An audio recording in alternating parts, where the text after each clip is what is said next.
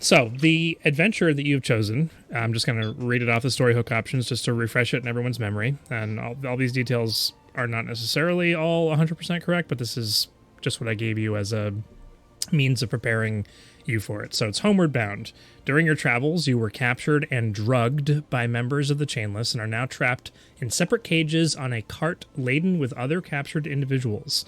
The Chainless members intend on trading you for goods, although you don't really know if that's the case. Upon arrival in Beacon, you may be able to escape, but even if you do so unnoticed, you'd like to find out who their contact is, and you decide to follow the cart. You do gain inspiration once you find out who the Chainless are dealing with in Beacon. Donnie is up from his seat again. I rolled a 19 con save to not be drugged. Hey, I didn't ask for that, and that you just gonna roll when I ask you to roll. Do what I tell you. To poison? Could be a poison. Most things are poison. Most things are poison. Donnie's poison. I mean, depending on the dosage, anything can be poison. Yep, that's true. So I will. I'm not going to ask for character introductions and to describe what your character looks like. We're going to do that in game, and so it'll come up as it comes up. So.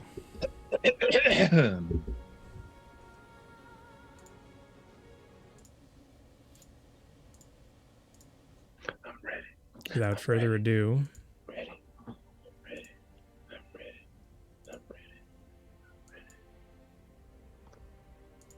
He's got the holsters. He's got the guns.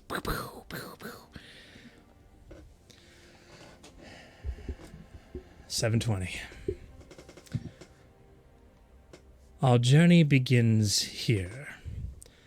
As the waning days of the autumn season come to a close, the trees have turned their various colors, put on a gorgeous display as they lay their leaves down upon the ground to become a pleasant crunch under the boots of many travelers. Unfortunately, you do not currently have the pleasure of seeing these for yourselves. The birds that live within the halts of Novus have gradually evolved and generally make no sound as they flutter about their business, so as not to attract the attention of the incredulous passerby who seem keen on turning them into a meal. Or perhaps it's to avoid something far larger and far more dangerous. A light and chilly breeze plays upon the forest as it travels on, floating many a dark and curly leaf to find a new home, a new resting place. And all at once the thought of rest beckons a burning question. Is there ever truly any rest for the wicked? Whether taken in the dead of night from the comfort of a bed, whether scooped up from a crowd on a busy street, or whether simply too curious, choosing to be captured so as to find out important information regarding the scoundrels known as the Chainless, yes, whether by design or circumstance, you have all found yourselves captured and on your way to Beacon. I would now like everyone to roll a Constitution saving throw. Oh, sure. Only because I have advantage against poison, so if it's a first poison. Can I just use my first one because it was better? I didn't ask you to roll it. Roll another one. I did. Okay. Where's The is it against poison? This would be against poison, yes. Okay, thank you. As a person, I have advantage against such things. Wow! Starting strong!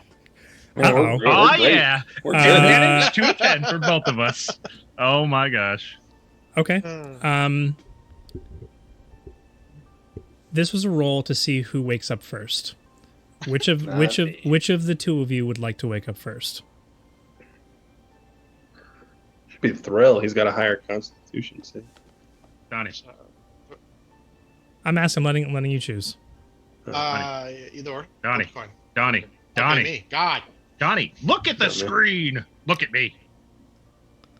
Oh. Are we going on shoot? Or Look on what he three? just did. What is this? Shoot. Okay. Rock. Paper. Scissors. Shoot. Rock. paper, scissors, shoot. Okay, you first. Okay, I wake up first. You're way over here. I'm looking over here. If only we had like dice or something, we could do a roll off or something instead of that Rollies. nonsense. Yeah. Okay.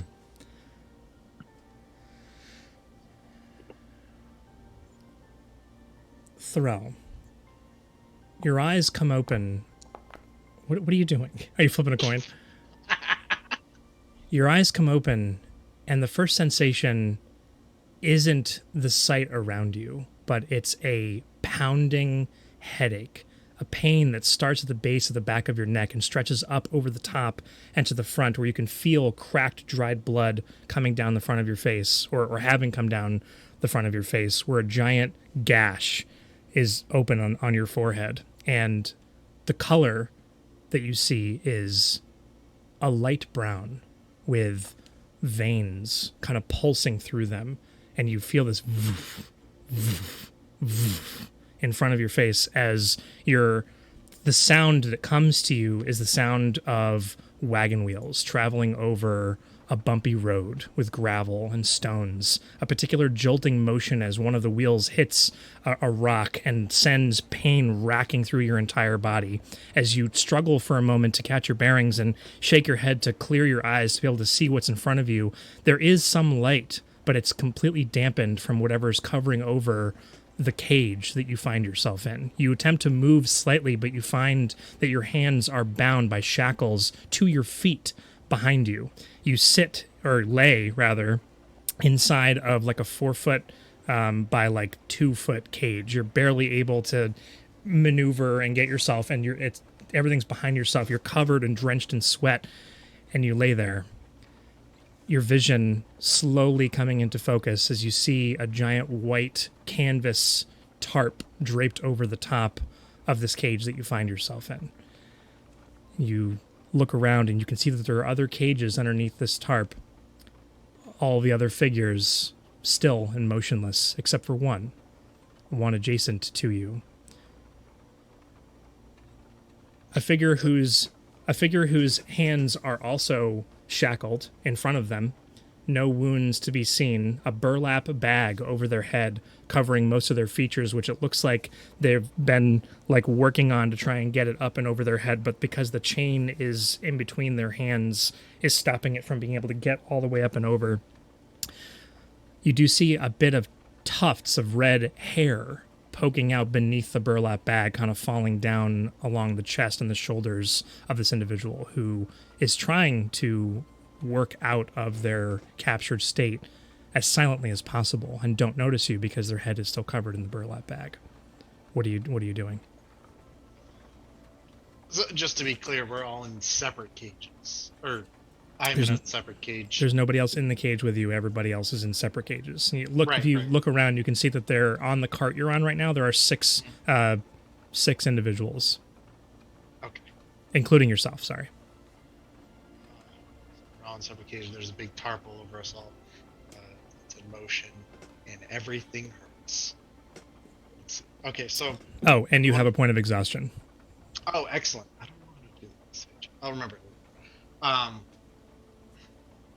hands and feet are bound, but I don't have a sack over my head. They only have a sack. Right. So, what you do recall is when you were taken, being as ferocious as you are as an individual, you were taken quickly and you were subdued quickly, but you've tried to fight them off. And you were beaten, yeah, that's a word, beaten and bruised, and this large gash in your head was from that encounter. It might have been the thing that knocked you out. So I want to think that bootin' is you're beat up, but specifically by being kicked with boots. I think that'll stand to reason. So I'd like to try and get that other person's attention in like kind of like, psst, hey. Okay. Make a perception check for me. Absolutely. This is an ability check, and you're exhausted, so I believe it's at disadvantage. Okay, let me roll another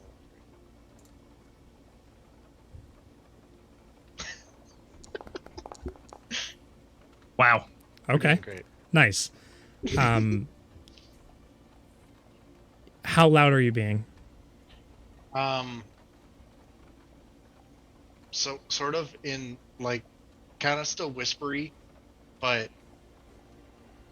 loud enough to go over the rumbling of the cart and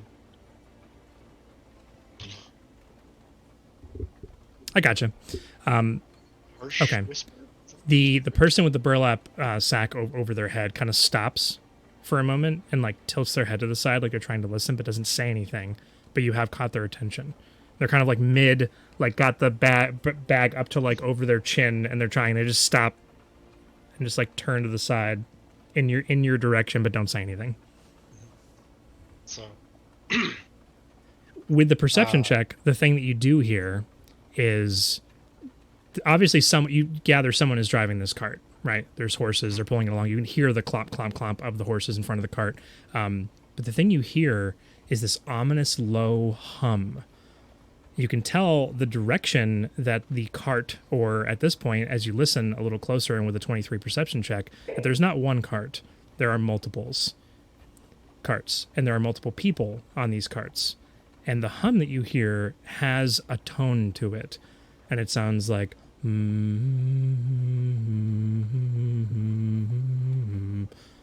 and it's just continuous, and it sounds like many voices humming together in unison.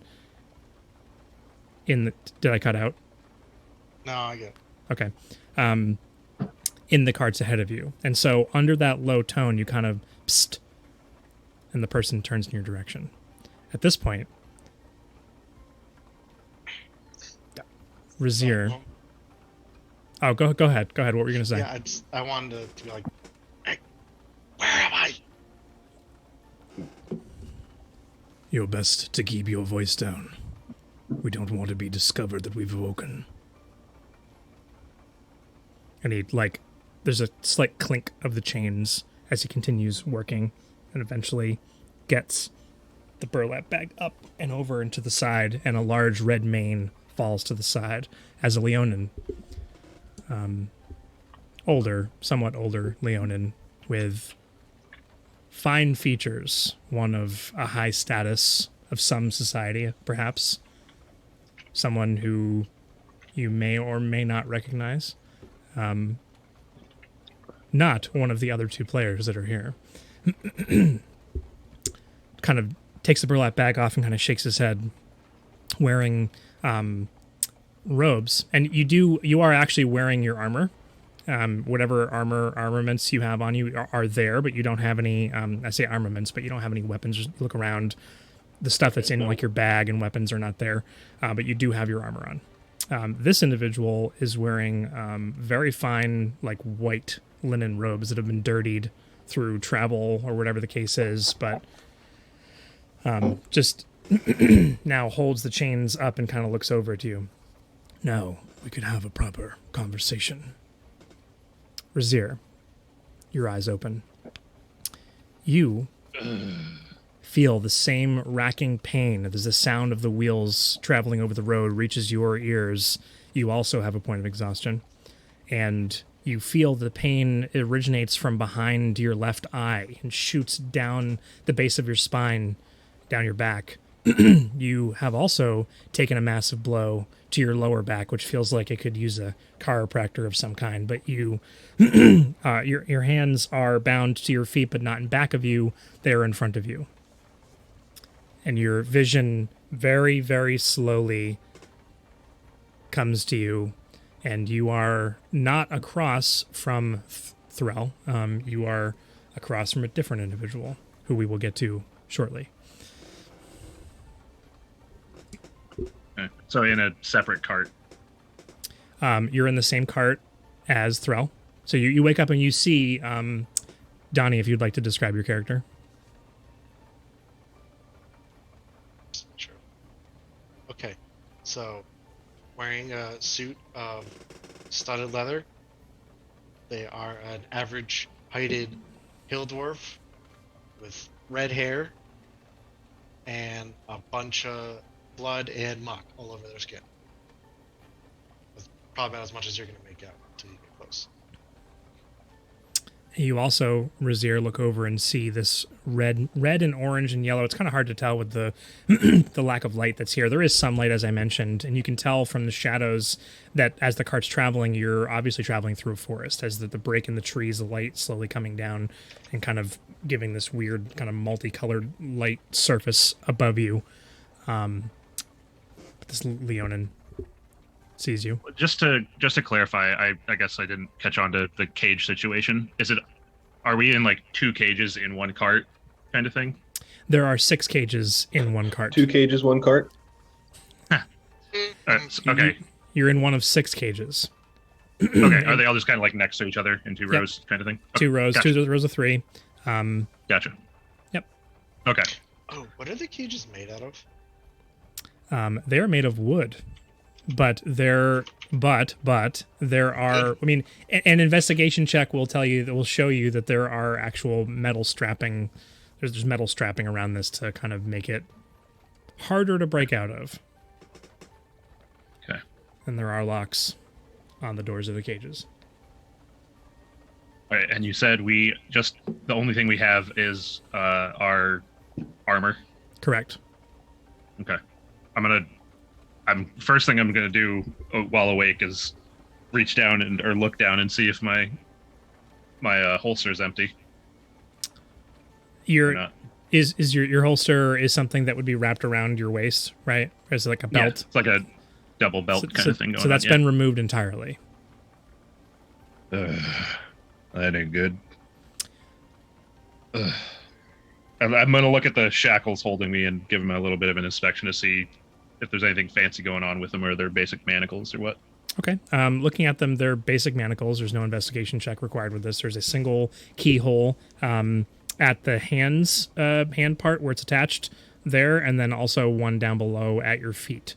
So a single unlocking mechanism for the hands and one for the feet. You do look over, and what shouldn't be able to fit in the cage with you, but is what looks like a dead body lying in the cage with you. A bruised and broken body, part of its face kind of missing, part of the hair kind of cracked down the center of its head, and the eyes kind of staring off into nothingness. And as you kind of notice its presence there, it's wearing simple, commoner clothing. Almost looks like there's burn marks on the body. As you notice it, the eyes flick up in your direction and look at you. That ain't good either.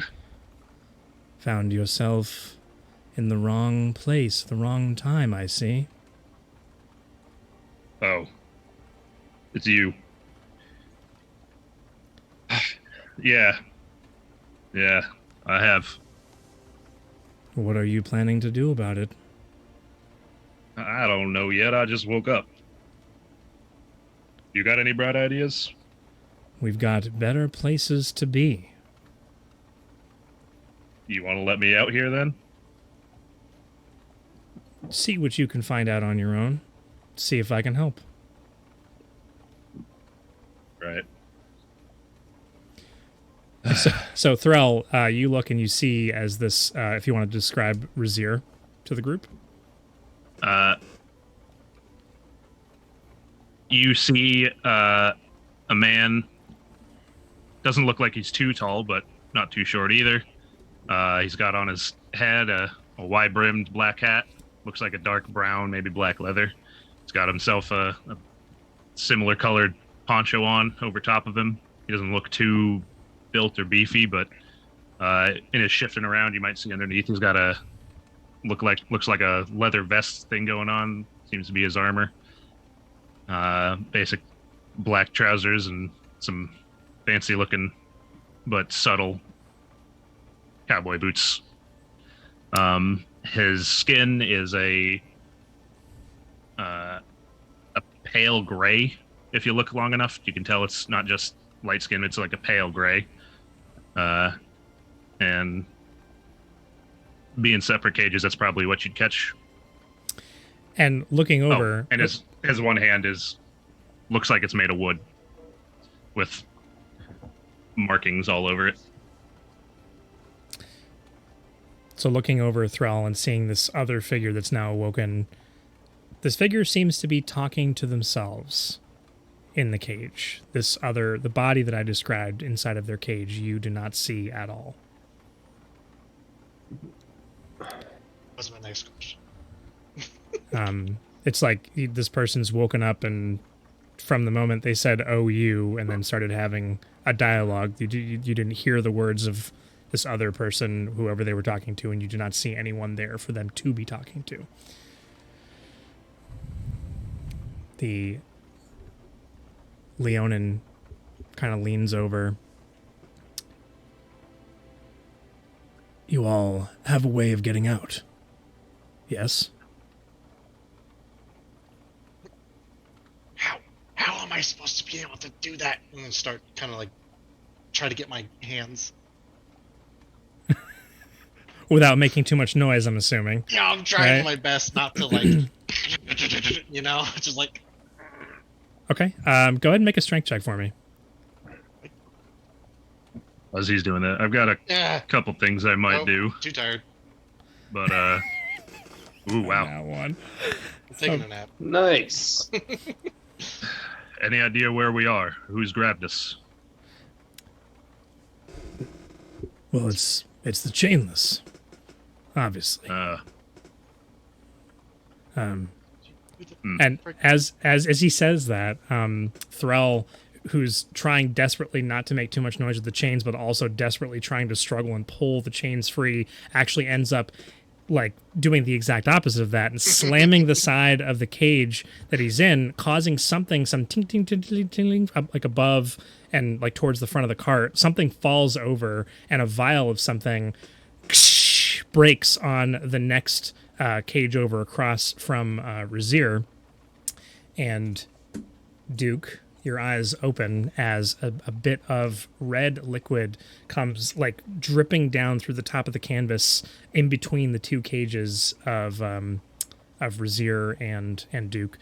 Duke, your eyes snap open and there's clarity like immediately, but the clarity is not what it should be. There's symbols in the air all around you. You're seeing things as though through the eyes of binoculars, and you see the bars of the cage, and you see that your hands are bound even closer than everybody else, just for your own description, to the point where you're like, you can't really move. There's not a whole lot of movement to bring your hands up here. It's like right down at the bottom, and you don't have any scars on you, but you are bruised from head to toe. You have been beaten to a pulp, and you have a lot of pain, but being who you are, you manage to push through it. The clarity you have as your bloodshot eyes snap open and look around is that of like as though you're seeing from two people's perspectives, looking around at these cages as the bars like in front of you a little bit, and finally come to clarity, and immediately you're like, crap.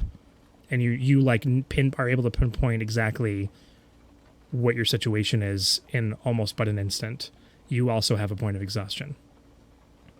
Ay, Dios míos. This is not good. And I sit up the best I can and just I take a deep breath, trying to center myself, trying to find an inner calm by the light of Mathis. Something is wrong. And I look around. What do I, like, do I see everyone else awake? Sure. So you see... Do I hear him say that? Do I hear him say something's wrong? Oh, I mean, did you say it out loud? I did, yeah. Okay, then yeah, sure. I glance over. You sure about that, Bright Eyes? I look at him. Oh, you are awake too. Tell me, friend, how did it come to be that you are here? I reckon same as you. Jane, grab us. Grab us. The chains. I have heard of them in my temple. This is concerning indeed. As the drip, drip, drip of this red liquid hits the bottom of the cart and kind of splashes a little bit, almost into each of your cages, you do get the perspective that the two, Razir and Duke, who have not necessarily introduced themselves yet, are the back two cages to the back of the cart. As you do see two hard surfaces beyond the canvas that's kind of pushed up, where the cages are pushed up against them. The two middle cages would be this Leonin and Thrall, and then there are two other figures at the front that have yet to awaken. So 6 total. 6 total. Okay. Tell me, since we are awake now, what plan do we have? We must escape. I have a mission that I must attend to. We must go. There is nothing that will keep me from escaping, and I would like your help if you are willing to aid me. I don't fancy staying here much myself, so I guess I'm on board. What about the two of you redheads? So Thrall still trying to figure out her chains, being like, you know, for guys who are called the chainless, they sure do like chains. And the Leonin kind of leans forward. We must keep our voices down if we are not to be discovered. I fear if we are discovered, they will simply re-drug us. And while I know that there will be those coming looking for me, I cannot necessarily say the same about the group of you. Do you know each other? No, I don't know these. But wait. No, I had like 4 other people with. Where are they? I'm gonna start trying to like see if I can look sort of through the sheet covering the wagon, but I'm sure like I'm not gonna see anything. It's too obscure. But I'm gonna try and look outside. It's completely obscuring your vision. You can't make out anything. You know that you're in a forest. You know that you're on a road that the cart is traveling. There's no direction of the sun. It's a completely the canvas is completely obfuscating the sky and everything else around you. You can see the floor of the cart you're in, but even the walls of it, like the canvas is draped down over all 6 cages and tucked in around where the walls of the cart are on the exterior, so that's all you can see. And it is white. It's the only reason why there's light permeating the space, allowing you to even see what's here. You do see a male humanoid figure in one of the cages and a female in the other. You can't make out their faces as they're kind of curled up and in the same chained type position, kind of facing away from you, kind of curled up and around to the side. Any of y'all got The dog I'm watching is wrapped around a bush. I'll be like 2 minutes or so. Okay.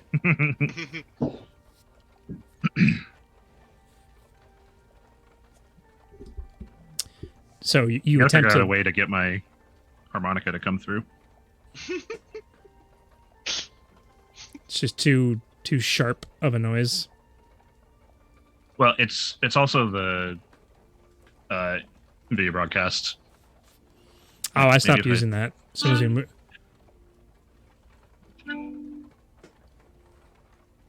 There we go. Just a little, tone here or there. Okay. That's cool.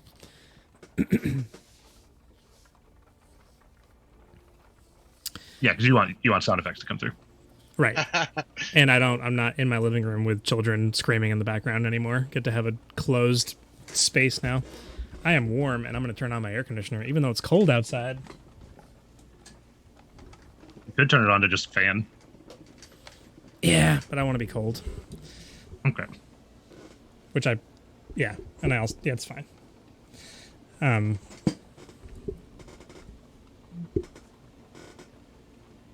This hat is a little too small for my head. I can see that, yeah. It still looks cool.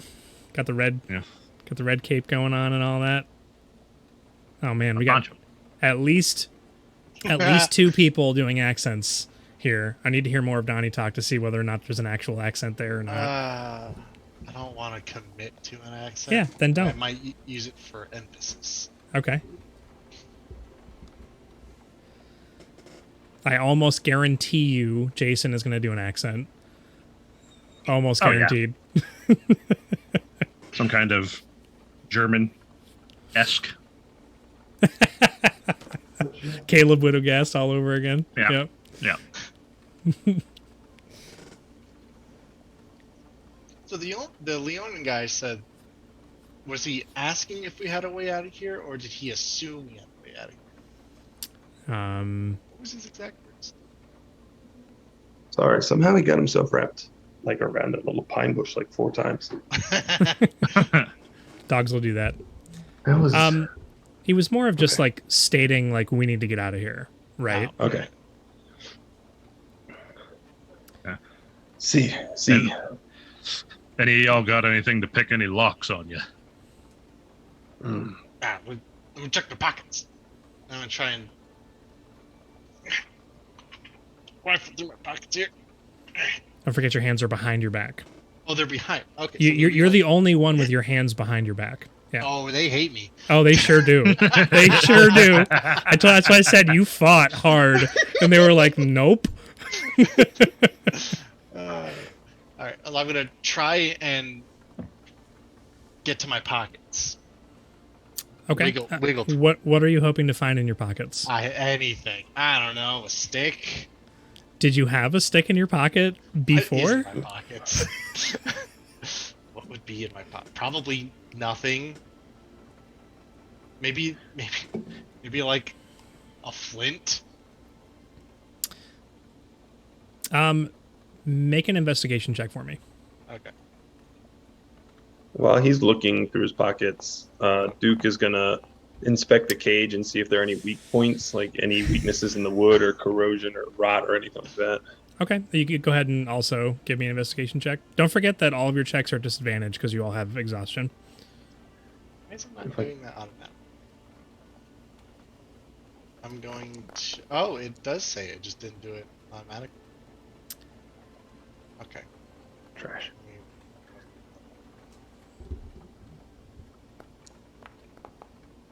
Also gonna. Okay. Yeah, Look go around. ahead. Go ahead, sure. Whatever you wanted. Wow. Okay. Ugly. Sorry. I'll mute myself. I'm sorry. It's all good. So Duke, as you're kind of looking at the cage itself, you can see that.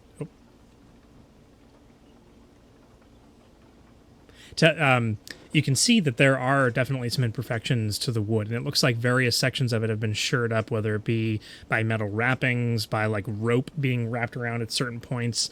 These cages are not perfect by any stretch of the imagination, and you get the sense that the purpose of them is more just as an extra means of keeping you kind of shackled or together, like, and separate from each other.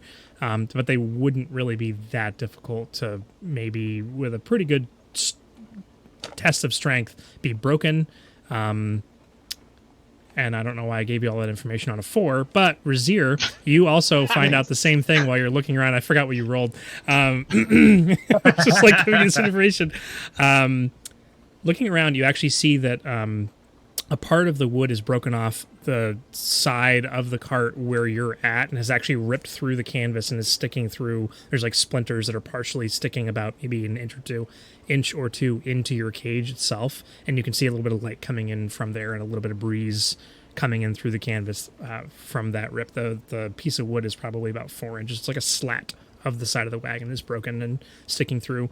Thorell, with your 16 and not a natural 20 investigation check, looking around from when you hit the side of your cage, you saw that like a couple of old rusty nails that are partially broken and just kind of like one of them actually, when it fell, stuck into the soft wood at the base of the wagon itself, and they are about 3 inches outside of your cage, kind of like one of them's like hanging out in the canvas. It's kind of all rolled up and kind of bunched up against the side of your cage. I want to see if it's possible to, like, notice it. Like, oh, look at that. Let's see if I can try and squeeze my fingies through the bars and grab one of them. By not looking and with your hands behind your back as you're like trying to push them through the bars, go ahead and give me an investigation. Go ahead and give me a dexterity check. Oh my gosh. Oh my goodness. Is that a 2 and a nat 20? Yeah. Wow. Okay. As you're doing that, you're like sticking your hand through. You hear a few voices from somebody who's driving the car up on like the front section of it. Turn around and go, what happened? Something fell off and broke. And the cart like just like stops and like to a like a dead stop. Your fingers are actually caught on the outside of the bars as this happens, causing your body to force your hand into this awkward position, and you hear a pop come from your fingers as one of your fingers dislocates as you're trying desperately not to scream out in pain as you're reaching out to try and grab these nails. One of the nails, the one that was in the canvas that's not stuck in the floor of the cart, actually falls through the crack at the bottom of the wagon and tink, tink, tink, tink, underneath onto the ground below. So there's one that's left that's on the outside of your cage. So when the cart stops and the nail falls, I'm just gonna like, quick, play dead.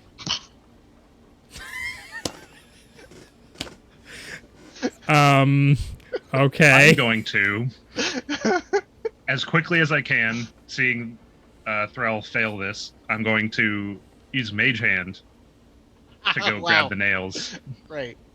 Okay, and that doesn't require There's any... two left. It is... It's just a cantrip, isn't it? Not a cantrip. Yeah. It's a cantrip. It is verbal and somatic. Okay. So, but you could do that kind of quietly under your breath and kind of move your hands slightly. Come on here. Okay, so you do get the sense that like they've stopped the cart, they've gotten off of it, and they're cleaning up the mess of that box that had broken off of it. You hear them say, "Oh, there goes 3 of the health potions," and like collects the rest of it and puts it back up on something, and you hear a clunk up at the top and a bunch of other boxes that are outside of the canvas. You don't see anything, but you hear kind of like them like resituating it into place and kind of tying a rope, and you hear the sounds of the rope and everything gets tied off and the guy gets back up. Now, so you recognize the fact that the red liquid that's dripping down in between the two of you that's now pooling at the bottom of the cart are the remnants of a health potion. Okay. I'm still gonna get the nail. There's 2 left, you said? There's one there left 3 of and the, then one of the fell? 2. No, there was 2. Oh, there were 2. one. Okay. I'll grab it and try and put it into Thrall's hands. Okay. So it's like just right there, and then dissipate the Mage Hand. Okay. So he's reeling from the pain, and one of his fingers is like backwards on the back of his hand, like caught in place, and he's holding himself there, and you see that, herself there, and just like struggling and wrenching with pain, this horrendous face, as you're just like waiting for this to happen. The people finally get back up onto the cart. Yeah. And snap the reins, and the cart continues moving. Thrall, you see, what color is your mage hand, or what does it look like? It is a dark smoky green with wisps of black going all through it. Okay, so this ghostly visage of a hand comes over and just ever so gently picks up out of the bottom of the cart and attempts to place it into your newly, not broken, but very, very painful and probably swelling now at this point, hand that you've managed to very slowly extricate from the side of the cage. And so as Razier is trying to put this in your hand, you're like moving, and so it's like one of these where it's like, I'm trying to put it in your hand, keep it still, stop. It's like trying to put the nail into your hand. You finally place it into your hands. So now you have half of a rusty nail in your hands in back of you. Cool. What is Duke doing right now? Seeing all this happen? After inspecting the cage and like looking around, he shakes his head, just disappointed in Thrall as they thrash around. And then when Razier, when he summons the mage hand, I make the sign of the cross. And I close my eyes. And then I look at the spots that are weak. And the caravan or the wagon stopped for right now. Well, it stopped, and then did you want to do something while it stopped? No, I wanted to wait until it was moving again. And when I felt like there was enough noise, or like I would just like to strike the weakest part of the cage. Okay. Matter of fact, my hands are in front of me, right? They are, but they're right. They're like really, really close to your feet. So in order to move your hands forward, you're basically sitting on your butt, moving both your hands and your feet together. They're like right here, and then I'm not going to lift my foot up to my hands, but your feet are like right here and right here, You're like right basically close to hogtied. hogtie. Okay, so then I kind of slide onto my back and I axe downward with my feet and hands. I'm a specialist in unarmed combat, so my hands being bound are of no concern. Okay, and are you in any way, shape, or form trying to do this quietly? You're trying to break it. No, you're not trying to do it quietly. No, I'm not. Okay. Actually, no, I would look at the. Try and do it when they're making noise. Yeah, like when there was enough noise. I don't want to be overtly trying. So I would take like a crack if the road is bumpy or we hit a bump. I'd strike at the same time. Okay.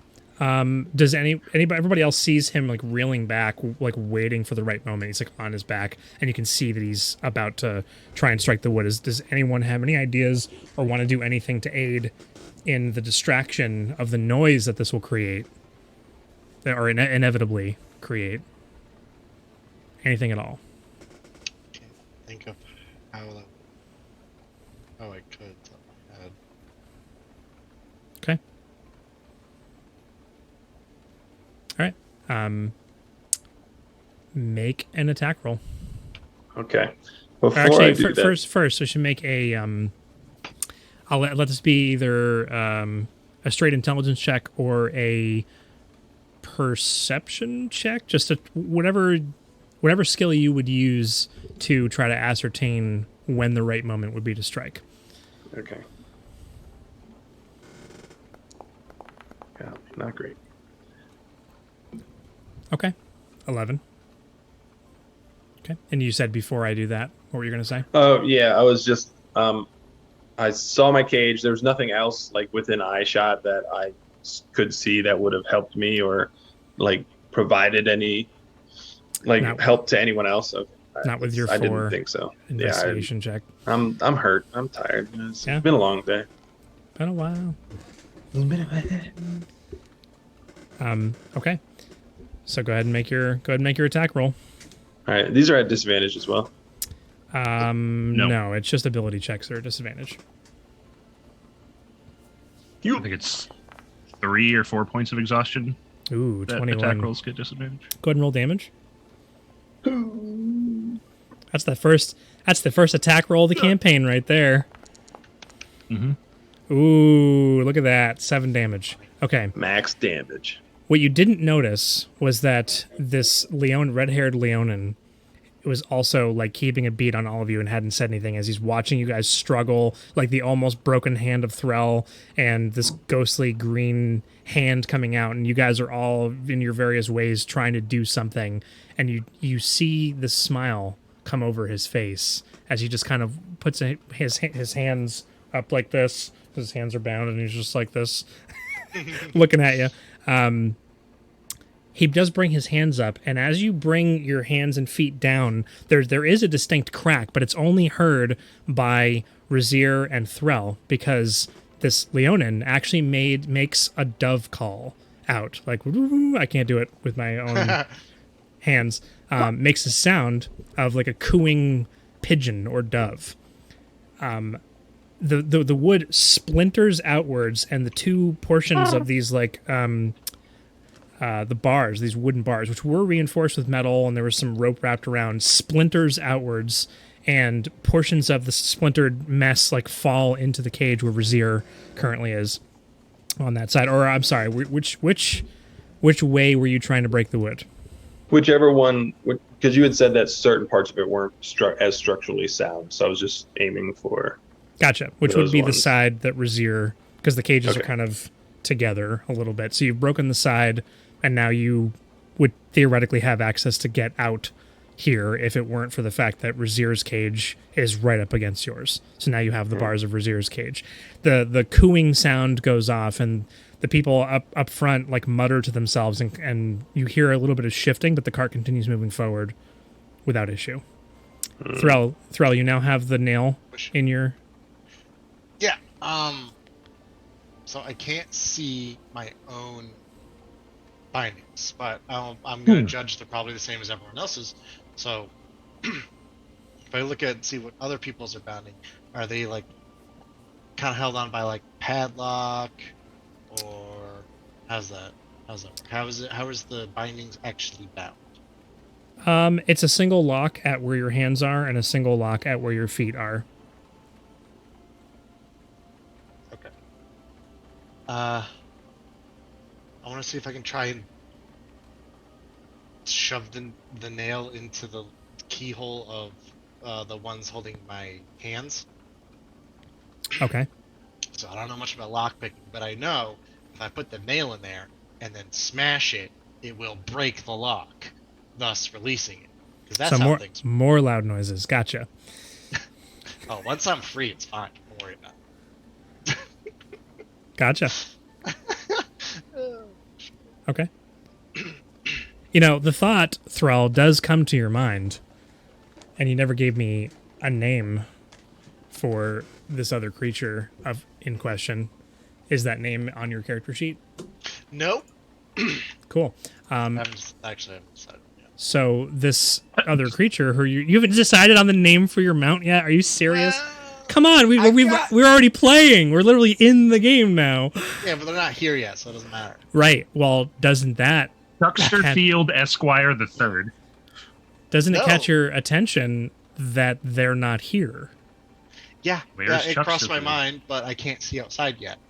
Mhm. And I don't want to make, the whistle call until, because, everyone else is trying not to alarm the Yep. wagon carriers. Okay. So you've got the nail. You do place it into where the lock is.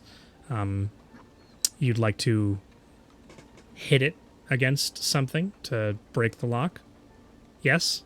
So okay, so if this is like the lock, I have it sticking out like that, and then I can kind of roll on my back and like jump on it, causing the Ooh. nail to shoot through it. That sounds painful. Into your back.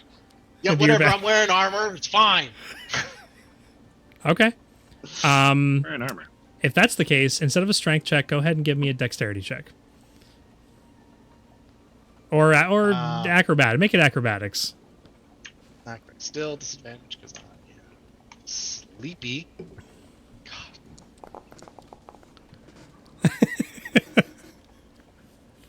Okay. The nail, unbeknownst to you, slips out of the lock as you're rolling over onto it and then embeds itself into the wood. And as you roll onto your back, it actually goes into your wrist. You now need a tetanus shot. You take 1 point of rust damage. Piercing damage. Fine. It's fine. You didn't take any damage from the dislocated finger, so this is Whatever, a nail put that back nail in, that's it's gone fine. into your wrist now at this point. All right. Scooch over here. Let me give him a try at that. And I'm going to grab my hands together and twist and detach my hand and slip my wrist right out of the shackles. Just done this the whole time. And then You sure could have. reattach it. Uh-huh. Free hand now. I'm going to try and reach over to the cage to get the nails to attempt to free myself. Okay. So you grab it. It's covered in blood. Adios, Whatever, it's míos. fine. Yeah, Duke, you actually have access. You've gotten like 3 of the bars broken, and you could actually wiggle yourself through here if you wanted to. Lo siento, amigos. What are you? You took your hand off and you are a fool. Hola, Leon. What have you with your dove calls? What? I'm so confused. I was not prepared for this in the monastery. Well, I figured introductions wouldn't be necessary if we were all found out and redrugged and sold off into whatever is awaiting us at the other end of this wagon trip. But you can call me Saigar. Saigar. Mucho gusto, Saigar. Everybody hears this, and I would like everybody to make a history check.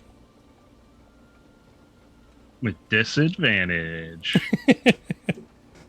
That's a natural one. Nice. I rolled double five. I figured. Man, my predictiveness is just too much. Thrall, as you're reeling in pain from your dislocated finger and now stabbed wrist from the rusty nail. This is great, by the way. I couldn't have planned this if I tried.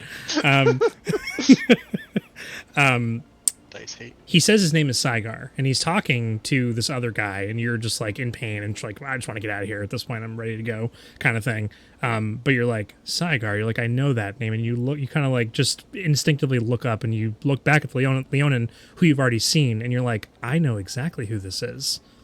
This is Saigar Redchain. This is one of the members of the Council of Ilis Narian.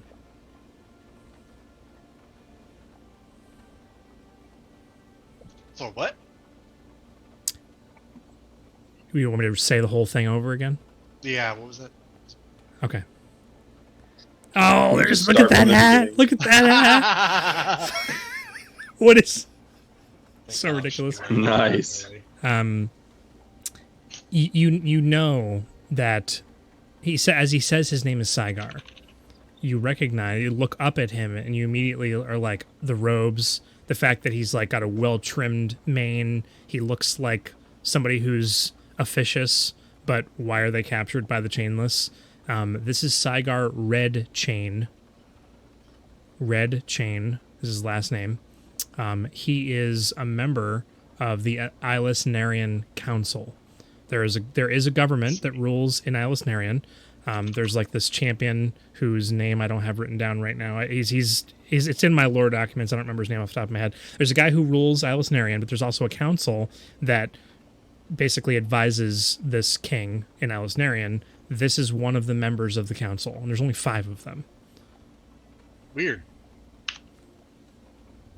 You've seen him because of your job and other things, or you've heard of him, never had any interactions with him, and you're immediately like, what the heck is this? So, But obviously you want to get out. But yeah. Peer over my shoulder, still trying to fiddle with these stupid chains. Like, what? Sire? You mean Red Chain? Oh, what the hell are you doing here? I love it. I can't get over it. It's so good. I hope you stick with that accent. That's the best. Oh, that's the hardest one to keep. It is. I'll It's do so my good. best. So good. Oh my goodness. I see my reputation precedes me. And so you also know what I mean when I say that I'll be getting out of here, whether you do or not. Should kick them the little together. Get these freaking chains off me! I see this Razir is currently... Okay, go ahead and give me a... What is this? Sleight of hand? That's not typical. Is it? It's a dexterity. Yeah, It's a dexterity check. It's just a dexterity check, It's bad. which is sleight of hand, unless you have a plus to sleight of hand. But you don't have proficiency in lockpicking, although this is not a lockpick, so this would just be a straight dexterity check.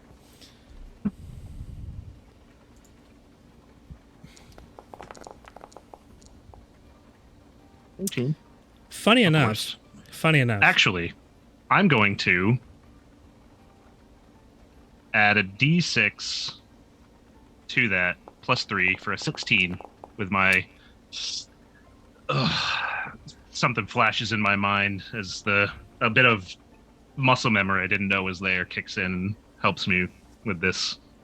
Gotcha. So it's a 16 total. Okay. It's interesting. As you do finish picking the lock and there's a click sound and the chain falls off of your hand, your other hand. I'm catching that. I'm not letting that make noise. Okay. You wonder to yourself, for an organization that you've heard of being and maybe having maybe interacted with in the past, they really usually have their crap together. But this was easy to pick, relatively easy. maybe they were just hoping that these drugs were going to stay in everybody long enough to keep them. But the fact that Duke was able to break the side of the cage, which you totally noticed, the fact that this seems unnecessarily easy for some reason. And you start to wonder, is the door actually locked? Well, let's get these chains off first. I'm gonna do my legs lock, and then I'm gonna reach through and try and do the same for Threll, and then move over to Duke. And I'm catty corner to Saigar, so I can't really reach him at the moment, but I'll get to him. But yeah, first leg lock for me, and then Threll, then Duke. Right. Okay. So it takes you a bit of time, but you do have your hands free now, and you're able to slowly pick all the locks. They're not that difficult. I'm not going to have you roll for every single one because it's just a bunch of rolling a bunch of dice for no reason. You eventually get everybody unlocked. Duke, your manacles are unlocked by Razir. Again, nobody's introduced themselves yet except for Saigar. As mine come unlocked, I thank gracias, mi amigo. They call me Duke, the Thin White Duke, if you prefer. And before you now, because I haven't described him yet, but he's a... Sorry, I totally you're spaced good. on that. I was waiting for the proper one. He's a thin guy. He's got silvery white hair that kind of wisps upward, kind of tall. Think like Japanese gangster, like Buffon style, like just up and out. And he's got light golden trousers on. He doesn't have a shirt, but his whole body is covered in like dirty, like sand whipped bandages, and his face is kind of covered as well. But underneath the bandages, in the skin that you can see, it's like a chestnut brown and kind of glows faintly as he speaks and moves. Not to mention all the bruising all over your whole body. Yeah, and he's beat, like blood, bruised, bloodied. He doesn't look like he feels great, but... Yep. Okay. That, this seems easy? Is this... The cage was not even that strong. I was able to break it. We are free now. Where do we go? Yeah, not much of this is making too much sense. Last time I dealt with the chain, it was a bit more of an effort. I'm not sure. Last time you have done this before? I ran into a chain before, yeah, a few months back. Oh, but you must be very talented or very lucky to have survived more than one encounter with. I'd say a bit of both, but ain't saying I survived this yet. Miss Redhead Lady, get your finger back in order, and then I'm gonna offer the nail back to Threll. Help out our lion friend, if you wouldn't mind. I can't reach him from here.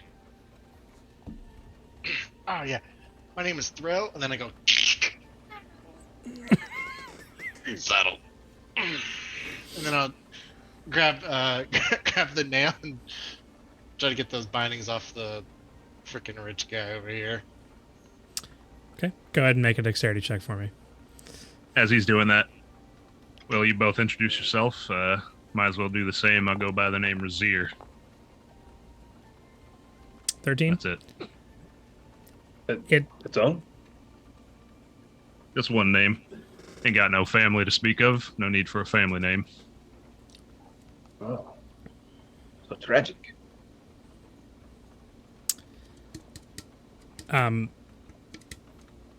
So you do eventually, it takes you a few minutes to wrestle with it, and Saigar is just like glaring at Threll the entire time as she's trying to unlock both the manacle parts, and he's just kind of like sullenly, kind of eyes half closed, kind of just glaring at you. And then as soon as they're unlocked, he kind of like does this on his wrists, like feeling the pain of them having been there for the length of time, kind of cutting into the fur on the side of his wrists.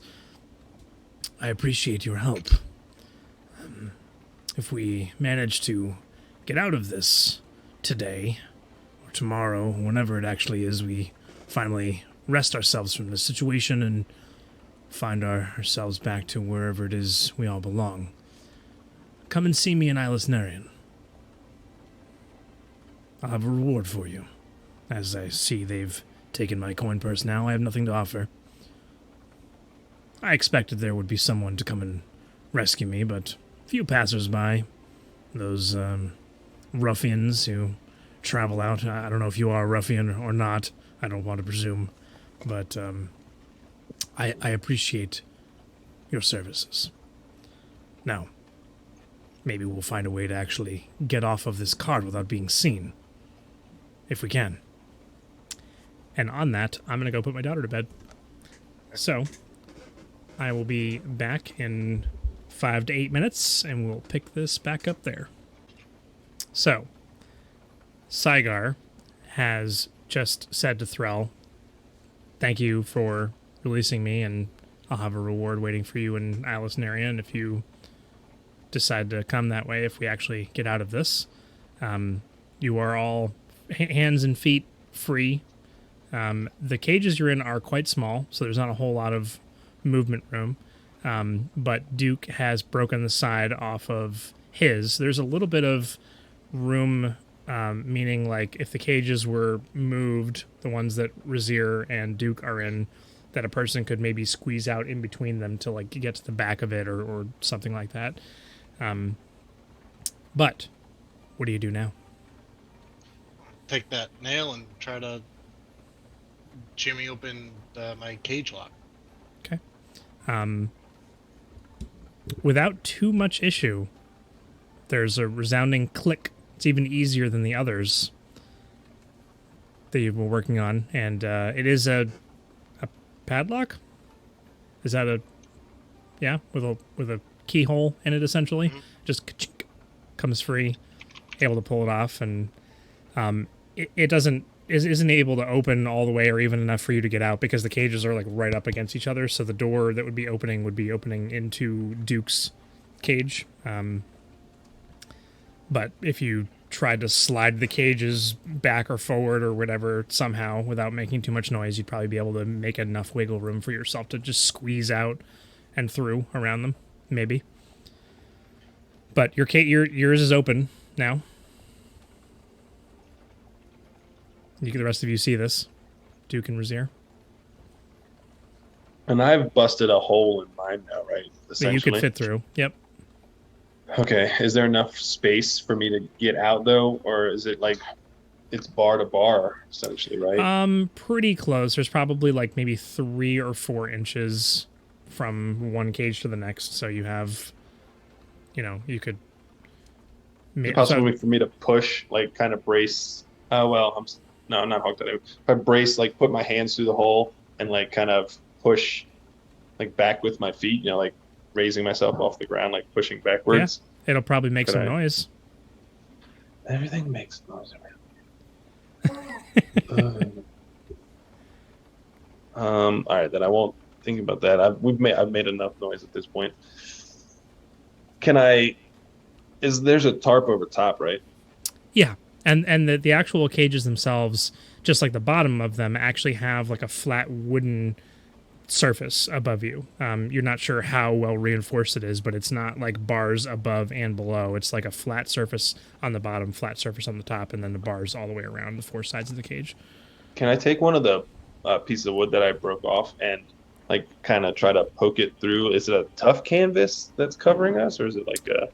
It's a pretty heavy duty, like burlap canvas material, but if you try hard enough, you might be able to poke through. If you want. Can I see the bottom of it at all? The bottom of the canvas? Yeah. Like if I'm at the back, you know how like at the back they would like kind of be trailing there? Yep. It's definitely trailing over the back, yep. Can I like lift it up and see if I can't like look behind? You can actually. So you lift it up and you can see that the cart does have 4 sides to it, or there's the front of the cart and then there's the back and the sides. So you lift it up and about maybe like 2 feet up, you lift the canvas up enough to see out and just a little bit of the tree line, and you are on a road and you're in the middle of a forest, similar to what I have as my background. Okay. And then are there any other caravans behind us, like immediately? Nope. We're the last You ones. are the last one in the back. Okay. And then I relay that to everyone. Yeah, we're in the back of the line. Uh, if we just fell off, it might be easy to escape. Um, it is good though because then everyone else is in front, so it would give us some time to run, or fight at least. Not so many people flanked on each side. Any thoughts, considerations? It's not a bad idea. If we all push at the same time and fall out while our cages are open, we can just run and go. I'm We concerned. could do that. Do I see any latches, like looking at the back? Since I can look back, do I see anything like holding the back, or is it just like all solid wood, and we got lifted up over the wood, or was like a tailgate type thing? So there is a tailgate, and there are 2 latches, and they're on the inside, like so facing you. So you lift up the canvas on the left-hand side, and then you can hand it over, and Razier holds it up on the right-hand side. And you can see that there's like 2 latches going into the sides of the wood. Right, as you already broke some of these bars. If we make enough holes, we could probably slink out the back instead of making a bunch of ruckus. Yes, but breaking the bars is ruckus enough. I was lucky that I did not get caught the first time. Let me inspect the cage a little bit here. So it's got the flat bottom and the flat top with bars around it. How is that flat top connected? It's just kind of nailed down in there. From your perspective, you can't really tell. It looks like the bars just go up into the top section. It's too dark. There's not enough light really to tell. Sure. With my cage open, we're gonna reach up and kind of feel the top. So we got nails, pegs, something. It's partially held together with rope. Like some of the corners, like one of the corners looked like it maybe had been broken out of before, and was just like tied together with rope, and like another piece of wood that's kind of like janky up at the top right near where the door is. The door, as it opens, like the bar that the lock was affixed to on the right hand side also comes loose and just kind of leans against Duke's cage. So it's a comedy hour. Honestly, if I could like reach through and just kind of like undo all their stupid repairs to Sure. try to get this open. Sure. So you refine the knot, and it takes you a minute, and you undo the knot, and then like that whole top right section just comes free, and then like 6 of the bars on the 4 on the front and 2 on the right just like come free and fall, or like you kind of like catch them and stop them from like clattering and making noise, but you've got a bunch of like wooden rods now essentially.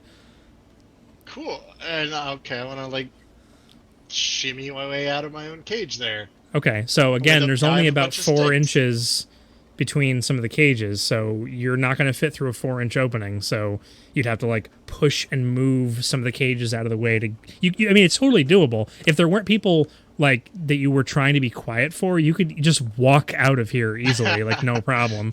Just like push the top off your cage and be like, "Hi, I'm here now." But that's not. Now that I got the little goal. sticks, maybe I can lever them and just kind of slowly shift my cage around to get more room.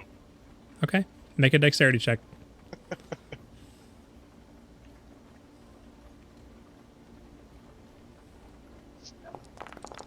Just don't anybody roll a nat 1 on any of these checks. Because it's partially of like how well you can do it and also how well you do it while also remaining quiet. If you get caught, we'll see where this goes. You'll just wake up in Beacon. No problem. Anyways, so you managed to kind of shimmy things out, and you feel like you've made enough room to get out of your cage, and you've moved yours enough farther back, and you actually like bumps into what feels like a couple of boxes stacked at the front of the. I'm sorry. There's a cage behind you. You move that one, which slides the other person into what sounds like a bunch of jangling of metal bits and other glass containers, and maybe a sack a couple of sacks. So it's not just these cages, but outside of this white canvas covering over the cages, there's obviously a pile of stuff that's at the front of this cart specifically. You don't know what it is, but obviously some health potions from what you heard the guys talking about who got off the cart earlier. So you're able to get out, and now you have 2 cages to get through, which is Razir's on one side and Duke's on the other. You guys see him now out of his cage, just like huddling in between a couple of cages, like, guys, just gotta move stuff out of the way. Is there enough room width-wise if we shimmy our cages against the sides of this cart that there'd be a room enough in the middle to move through? You probably would have, at max, like a foot in between the 2. That's squeeze. So what we can do is, as we evacuate our cages, we can just kind of like carefully dangle them outside of the cart, and just as quietly as possible, just let them fall on the ground, and just so they can just leave a trail of cages behind us, and then we'll have more room. So the problem with that is I think there's stuff stacked on top of our cages, so all that stuff would then fall in. Donnie goes, oh.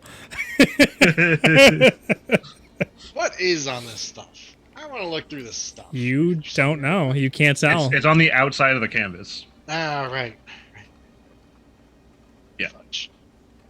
I think let's see. The 2 of you can get out of your cages or are out of your cage. I need to get out of mine. I'm gonna. Which side is my door on? It's facing the wall that Duke broke. Essentially, so I should have described. So Duke actually broke his door. So it's okay. So frontwards, which is together. Facing yours. Yep. Okay. I'm gonna try and feel around for the hinge of this door. Try and pop that out. Like, okay. Hey, give me that nail. Oh, I'm gonna use a nail. pardon. God, would you like me to punch it? Maybe, but I'll try this first and try and keep it quiet. Okay, yeah. Let me know. I'm good. But if I can't do this, I'll let you know. Yeah. So I'm gonna try and use the nail to, like, pry out this most likely very simple, just peg and loop hinge on this door. Just open it the wrong way. One of them it's not actually a hinge. Like, there was a hinge there and it broke, like it was rotted wood or something. And so then they like put a new peg in, but it's actually a branch from a tree that was like rotting. And then also they tied some rope, which is acting as the other hinge. So one of them you're just able to untie. And then the bottom one, I don't even need the hit nail then. The bottom one is an actual hinge attached to, it's like nailed into this rotten tree branch or whatever. And you realize, again, it just like snaps in your hand. You like go to use your nail to like maneuver something, and you're just like, why is this giving so much? And you're just like, just gotta push it a little hard and snap. Yeah, snaps. Again, they were likely relying on the drugs. These are garbage cages. All right, looks like the rest of us can get out. What about you, Lion Man? You look over to Saigar, and he's just like arms crossed, watching you, a smile of satisfaction on his face, and kind of a toothy, sharpened, toothed grin as he looks back at you with kind of shining yellow eyes. Seems like you're all quite useful. I wouldn't mind being set free. Although, with the ease of which you did all of those yourselves. And he like reaches forward, undoes his hand thing, and like grabs onto the bars. And without even flexing his muscles that much, it's just the bars just like open up and bend. And they're wooden branches, but instead of breaking, they just bend and stay in place. The whole top of his cage like sags slightly, and you hear ching, ching, ching, ching, from stuff up above. And he's like, best not to make too much of a rattle. Looks like I might be a little bit bigger than some of you, though, so I guess I'll try and make my way out of here. Maybe if I just crawl slowly and quietly, I can literally just push through these branch bars.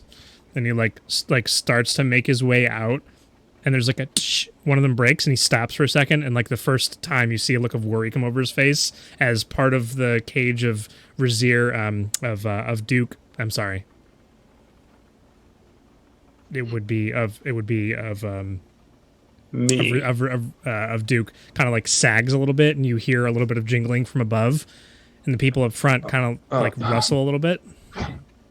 Espere, por favor. Wait. You are better off here for now. Let me look, and I want to like try to see if can I see how many drivers or like what's in front of us from the angle. Like if I not from your slide out of my perspective, 'cause- cage, like since Okay. I'm at the back, can I like lift and poke my head out? Sure. Actually, yeah. At this point, I would say you guys are relatively easy enough to kind of like shimmy things around a little bit. And you're pretty thin, being the thin white Duke that you are. And you kind of like slide out, open the canvas, and for the first time you look up and out, and there are a bunch of crates that are just open with goods on the top of them. Mostly glass vials of some kind. You're not entirely certain what they are.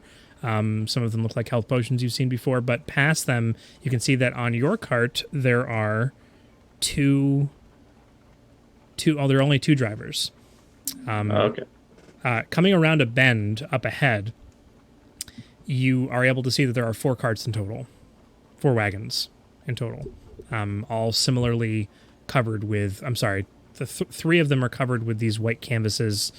With goods on top of them, and it's just like a conglomeration of things that they were obviously traveling with large amounts of stuff. The front wagon, which is kind of way up ahead at this point, you can see is loaded with like 10 figures in it. It's like benches. There's no covered wagon of like sort. It's like just benches lined with soldiers, it looks like. I poke my head back in. Yeah, it doesn't look good. There's a lot of guys out there. We could commandeer the cart. It would give us means of escape, maybe. Move faster, but there's a lot of stuff on top. And Leon, if you move too much, you will make quite a bunch of noise. I appreciate you for warning me. How am I to get out of here? Will you help me move these cages carefully out of the way? See, of course. Yes. And so I'm going to try to help and keep it as quiet as possible. Okay. But there was like a lot of stuff on top, right? Yeah, it's quite a bit of stuff kind of stacked up on top of each other.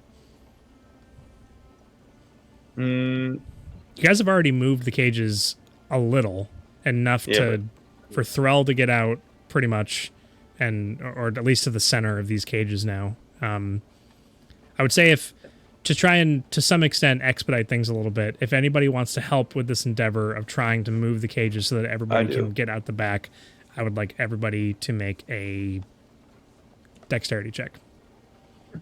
Oh, great. Saving throw, just a This check. will be a group, just a check, and this will be because saving throws to avoid biscuit. something. That's at disadvantage, right? Yeah, it is.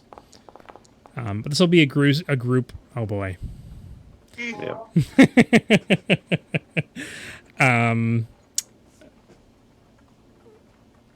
Oh, that's a D12. Hold on. Oh, why are my dice green? That's weird. I haven't actually configured my dice. You guys managed to move everything out of the way. 2 crates fall off of the top of the cages, but not inwards. They fall outwards, and you hear off the sides, and the cart immediately comes to a halt in the road, and one of the drivers you hear like cursing at the other one, or the assistant is cursing at the person who's actually been driving this whole time, and be better at driving. And like just smacks them, and you just hear some shouting and yelling as they try. You hear the clinking of glass and things being collected off the road of whatever they can salvage from these boxes. It sounds like one of them is approaching the cart itself, perhaps to look inside. Now, Can we tell if the other carts have continued to move? the other cards. It does sound like the others have continued moving forward. Yes. Excellent. This might be our chance. I agree. I signal to Rezir and like point at the latch to unlatch it. And I say, as they get close, we can kick it into their face and then make a break for it. I'd like to look for my things, but take them down, yes. see if the other carts have turned around or not, and then go from there. Make the call. Good point. As you're saying that, one of the figures does walk over, and as you're, I'm sorry, what are you doing? You unlatch the back. Unlatch it, and as he's coming close, Unlatch the back so we can just dive out and go at him. Okay. So you unlatch it and you like hold it and get ready so it doesn't like actually fall outwards. But as they approach the back of it, you're like preparing to like jump out and tackle them or punch them or whatever. They come forward, the latch comes down, and as you lunge outwards and Saigar goes with you, I would like everybody to make a dexterity saving throw as a massive boulder comes flying out of the woods, smashing into the side of the cart, sending it careening off into the woods. That's what's happening. So this is a dexterity saving throw against that. Are these at disadvantage? It's a saving throw, so no. No? Yeah. It's not a disadvantage. Oh, it's just a builder check. I see. Cool. 20. What did I just do? Is that... Oh, okay. What I just did. So the three of you jump out after this figure and like collide to the ground. The other person who was on one of the sides of the cart, the two other people that were in the cages, and Saigar, who does not make it out of the cart before the boulder strikes into the side of the cart, get just obliterated and just tossed into the side of the woods, up against the side of a tree, the boulder like rolling over the cart, the horses get knocked down to the ground, and there's this one figure who's on the ground now, who's like looking up at you as the splinters go like just off and like knock down a lot of bushes. You're not sure if anybody who was on that cart, except for the three of you, including Saigar, survived at this point. But as this happens, all the carts up ahead stop as two trolls and an ogre come stomping out of the forest onto the roadway and start like attacking the carts. Like one of the trolls comes up and like picks up the back of one of the cart that was in front of you. The other soldiers are like not at all paying attention to you guys on the road in this moment, but there is a massive battle of what looks like about 20 soldiers that were in amongst these carts. Goods are shattered and like splaying across the road here as a battle ensues. A lot of them pull out bows and crossbows and start lighting them up with fire and shooting them. As what are you guys doing? You've jumped out of the back of this cart. This guy's prone on the ground in front of you. You have him pinned down to the ground. And he's like breathing heavily, eyes wide, looks like a younger man, maybe in his 20s, just like, even pinned him down to the road as this giant battle is ensuing out on the forest, or out in the road, way ahead of you. Just, like Watch him. I just immediately get up and just start running. Like, let's get the hell out of here, lads! Start running down away from everything. And then I'm going to do my whistle call to call my mount. Okay. My whistle call mount. All right. So you say that, you start running off. What are the other two of you doing? I'm looking towards where the cart got destroyed because I'm looking for Saigar. I want to go over there towards where the cart got thrown into the woods. I want to see if I can find a healing potion from all the bottles and stuff that were on the cart. And find him. Okay, so you run over to that. What is Duke? You're holding this guy down on the ground. I'm going to backhand the jeeples out of him. Okay. Try to knock him out. Go ahead and make an attack roll. Okay.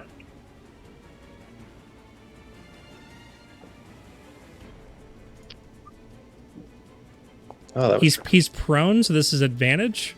Oh, nice. Thank God. Yes, it is. You're my hero. Oh, whoops. Sorry, I didn't mean to roll that. Okay, my bad. I rolled. It doesn't matter. 18 will hit him. It's perfectly fine. Either way, would have. It's fine. So you just go ahead and backhand him. Go ahead and roll damage on that. Oh my god, that's trash. 4.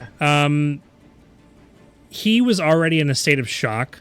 A giant boulder came flying out of the woods and hit the cart that he was trying to just make sure everything was okay. He was already just in a state of going to sleep. So you just across the side of his face, and he just like tongue lolls to the side. He had sweat like coming down as well. It actually looks like, and he has the smell of alcohol in his breath, so it's like he was drinking while they were going anyways. And so I he's saved just out. Some poor innocent teenage caravan driver from a terrible fate. Okay. After I do that, take a does second. he have? What's that?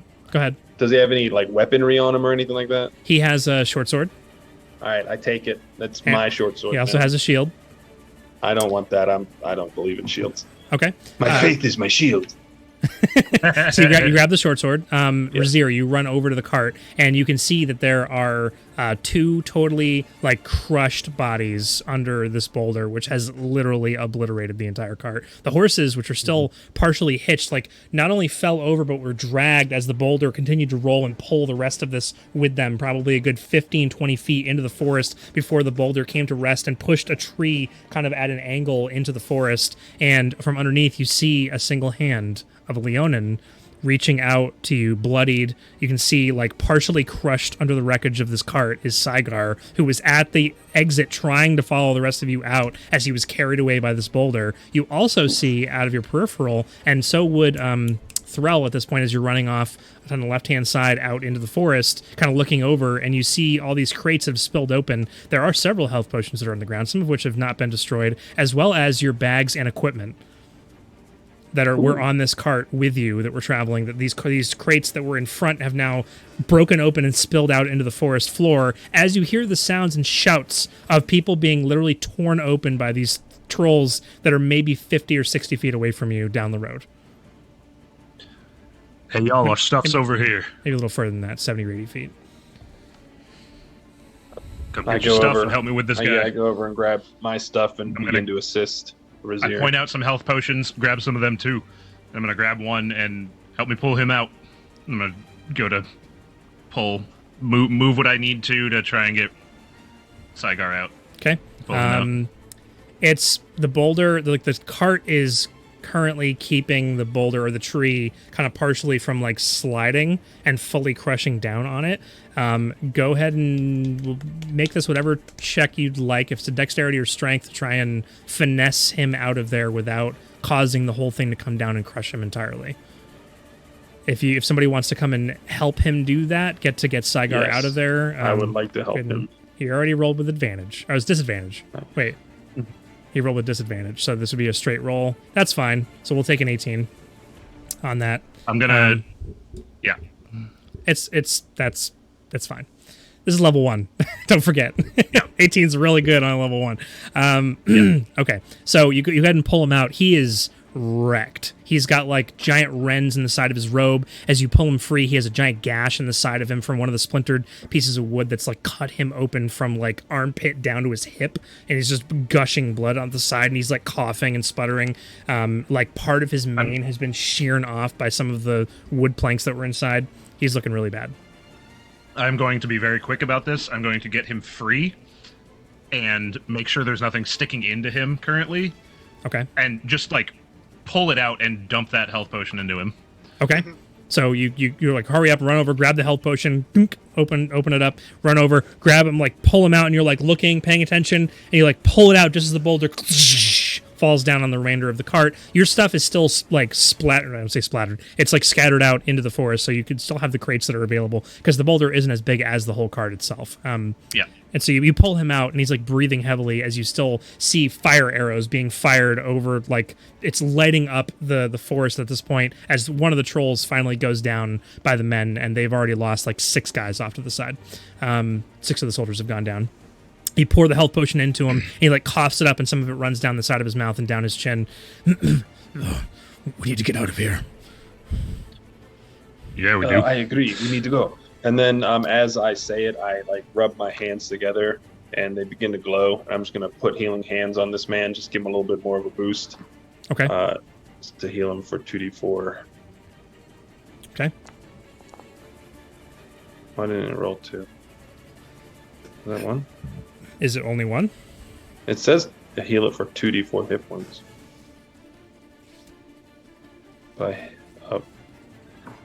As an action, you can touch a creature and heal it for 2d4 hit points. All right, so roll another d4. Oh, roll a number of d4s equal to your proficiency bonus. So There you go. Okay. I'll do both of them, though. Okay. So you heal him for another 7. Did you roll the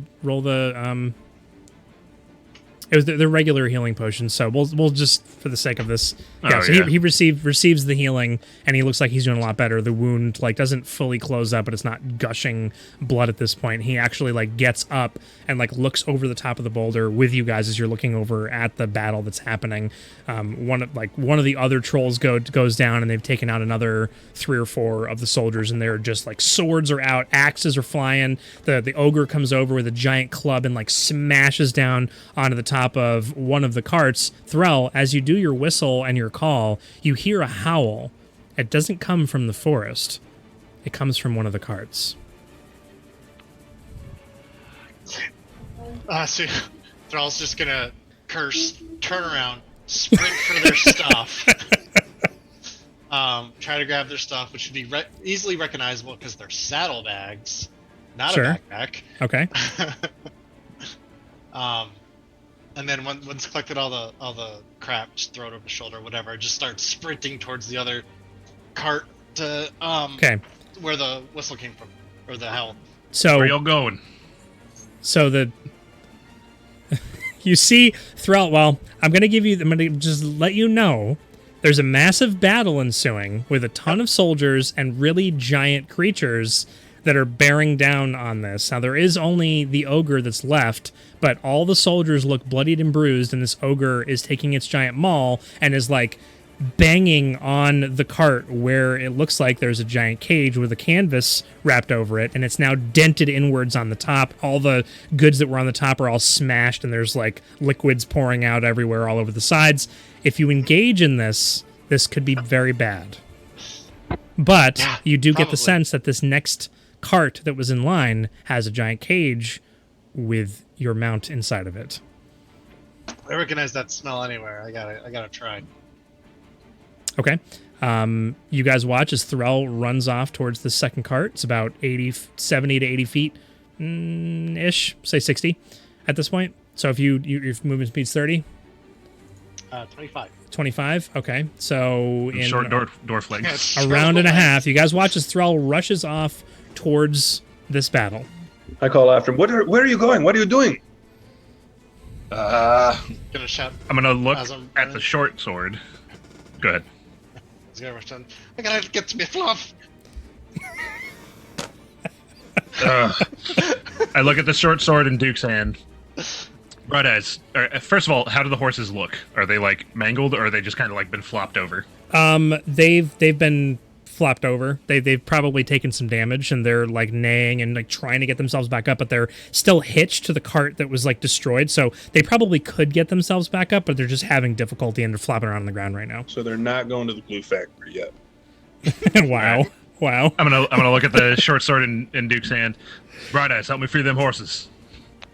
Okay. And then I run over. Grab out of my pack of things that I've grabbed and strapped back on, and grab the dagger that I have in there and start cutting the horses loose. Okay. So it takes you a minute to do that. Or not a full minute, but it takes you, I'm just saying, it takes a second to cut them free and figure out why they're trapped and actually calm them down for half a second, stand them up. They're used to being, I don't want to say manhandled, but they're used to being in rough circumstances. These horses are. So you get them up, you get them calmed down with Duke's help as well. Threll, in the midst of this, you get to the back of this cart. Some of the soldiers that are there see you, but they don't care, as another 2 trolls comes walking out of the forest behind, and the soldiers immediately see it look just all their faces blanch as they've been having a hard time dealing with what's here, and now there's more of them. They've already lost 8 or 9 of their soldiers, so that they're almost at half capacity at this point as they're fighting off the troll, firing off arrows. Some of them look over at you and take a second to like decide if they're going to try and come and assail you, and a giant log comes flying out of the air and like sticks into the side of one of the carts and upends it and flips over, and like stuff goes rolling off into the forest, and they just redouble their efforts and start firing fire arrows. So you run over to the back of this cart, throw the canvas up, and you can see there is your warg who's like sniffing at the bars. This cage is made of metal. Fudge. And it is a very heavy duty like iron cage. Of course it is. So what I want to do, And it has a padlock on it. Yeah, just with my hand axe, just smash the padlock. Just start beating the crap out of it as fast as possible. Okay. Well, so you're going to make a strength check. This will be a disadvantage, and this is only going to be to see how long it takes you to actually do it. That's about all it is, because you will be able to break it. Go team! Fudge. Oh man, you are beating on that thing. In fact, at a certain point, so the warg like starts growling at you for a second, and you've worn it down to the point where you keep missing the actual lock. If you could just connect with the gosh darn lock, you'd be able to actually break it off, but you can't, and you're hitting the bars, and the warg kind of scowls at you and looks, and then backs up and like gets down, and then Like, oh, good idea. And I'm just gonna just duck out of the way. okay, and it doesn't have any running room. It's just this cage. It's all like, but it's just like backs up a little bit against the back and then pushes forward, and it like, well, actually, make a strength check with the warg's strength. This is not at disadvantage. Oh wait, it has that right on. 17 breaks out of the back, lands into the dirt and the rubble and the gravel that's out there, kind of skids to a stop and kneads its paws into the ground in front, and like then it gets down, preparing for you to get on top of it. Excellent. Immediately jump onto, if the saddle's still there, onto the saddle, and It's then still there. Grab the rein, do the kick to indicate sprint mode, and I'm gonna try to sprint back, because now that I have my eyeballs towards everybody else, I can see them trying to get the horses up. There's 2 horses, there's 2 of them. Fine, I'm gonna go and scoop up the lion guy and just throw him onto my saddle, belly down. Don't care. It's escape time. Okay. You guys right the horses. They do not have saddles on them. It's fine. They were hitched together, but you've managed to disconnect all of that. You guys all mount up. This will be uncomfortable. I got a blanket in my pack. I'll just throw that on there just in case. And I'm gonna from where I found the other potion, just gonna toss as many intact, grab a few of those bottles, throw them in my pack. Okay. Duke, grab that unconscious guy. Very well. And I ride over, snatch him up, and then I'm gonna put him over top of the horse. Okay, put him over the top of the horse. Yep. Okay. Actually, if these horses are beat up at all, I'll give each of them a healing potion as well. Roll a d6. Boom. 4. All right. There were a total of 4 salvageable regular potions of healing from this wreckage. You've used one of them on Saigar. Yep. You have 3 left. So they are roughed up. They are capable of travel, but they definitely have taken some damage. Are you going to use the one each of these healing potions? Yeah? Okay, so you'll have 1 left. Oh, yeah. Okay. Okay. Alrighty. So you pump it in, and the horses are like trying to, like, they've never been fed a healing potion before, and they're horses, and their mouths are down, so you're like having to like they can do lift this their head weird up. Sure, they're just like and they're just like all pouring out the sides of their mouth. They look healed up. Any wounds that they sustained are healed up. You guys are riding away from this battle. And if the guy starts to wake up, I'm gonna smack him again, just to keep him down. it's a good thing you said that, because as you're starting to like gather yourselves, get up on the horses, you start to gallop off, you grab the guys, you put them on the back of the horse, you see that he's just like, huh? And like reaches and pulls a dagger. Oh, Knock him back out. The dagger falls to the ground out of his hand, and he's now limp on the back of the horse. Which direction are you guys heading? As the battle is still going on, they were heading towards Beacon, which you look at your map, so they were heading in like a southwestern direction. So you can go there. south. You don't know exactly where you are. but You the know road in front of us has these ogres and stuff, and the trolls Yeah. on it, right? That's the direction they were heading in, is where the battle's continuing. Yeah. Yeah. Then Run And the other way on go the other way. Yeah. So you're heading back along the road to get Yeah, out if I of see eyesight. any trails though, like that I feel like might lead us back, like around where we were going, like riding trails or anything. Because this is a main road, right? So if there's opening. It is, yeah. I would say that especially Threll, having traveled a lot through the space, and probably Razir as well, just to some extent, you look around, you take a second, even though you're like in this hasted scenario, this is the road that leads from Alisnarian to Beacon. So it looks like perhaps they were traveling from Alisnarian or whatever. Wherever they picked all of you up, that's where you ended up. You're now on the road traveling towards Beacon. You don't know exactly at what point of the road you're on. You don't know if you're halfway there. You don't know if there's only like a couple of hours to get there. You're not 100% certain. You do know that a lot of the roadway is like open plains with like rolling hills and bushes and stuff and some rocks, and you're in a forest. So you're either, maybe they kind of, that a portion of the road kind of winds off, and I'm pinging here so you can see that portion of the road winds into that forest. You could be there, or you could be in the forest that's on the outskirts, because Beacon is completely and utterly surrounded by a giant forest. You could be really close to Beacon. You're not 100% certain. Each of these hexes represents about a day's worth of travel, so even the little bit of forest that's around Beacon still takes about a half a day to actually get through before you get to Beacon, approximately. So you're not sure. Question: how close are the mountains? Oh, And That's we a- see the mountains through that's the a woods. great Yeah. question. Yep. So are you asking this question so as to determine, like, I'm assuming you guys you're running. Yes. You're like, no. Yes. Yeah, sitting we're around like, riding away oh, from the battle. Where are we're riding the away, mountains? I'm looking around, knowing that. Yeah. Because we Okay. know Beacon So is you're near the running mountains, right? opposite, back down the opposite direction of where the battle is. Just try to get out Yeah. of sight. You kind of Yeah. like go around one of the bends.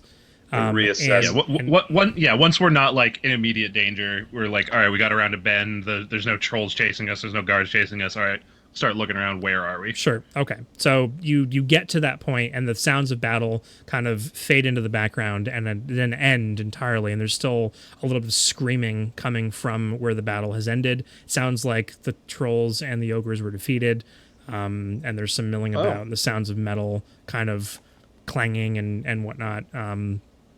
That's about all you hear from the distance that you're away now. Looking up and past the trees, you do see Hope's Range in view.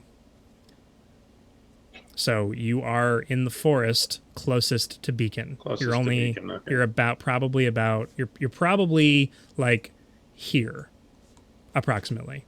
This map is, there's, as far as where the forest is, like, it's just kind of a representation of where that stuff is. So you're probably about a half a day's journey to Beacon. Okay, and then this is the main road to get to Beacon. Then there's no other, like, knowing where we are now, kind of. Well, my guy wouldn't know any kind of roads or anything. Never mind. It'll be fine. I mean, you can have that conversation amongst yourselves. Yeah. You do feel Y'all, safe, kind of. We shouldn't still wait too long. keeping an eye at. Sure. Y'all recognize where we're at. Yes, I that reckon is. We're pretty close to Beacon. Yes, I think so. We should double back somehow. Maybe find a side path or something easier than going through the troll-infested areas, or perhaps running back into the soldiers. I think if we head a bit more south, even if we cut through the woods, we'll run into another one of the main roads of Beacon. The one that heads south. We could loop back that way. Yes, that makes sense. I'm on board with this. Let's get to Beacon. But Beacon? Why do I want to go to Beacon? I mean, that's the closest town, and I don't want to be in the wilderness when it comes nightfall. I agree. Saigar, who's been Heading silent to this whole Beacon. time. We should not go. Plus, this guy says he'll pay me. If I get him up to that, how do you pronounce it? No, I didn't say you should take me to Ilis Narian. I said, come and find me in Ilis Narian. And I appreciate your assistance.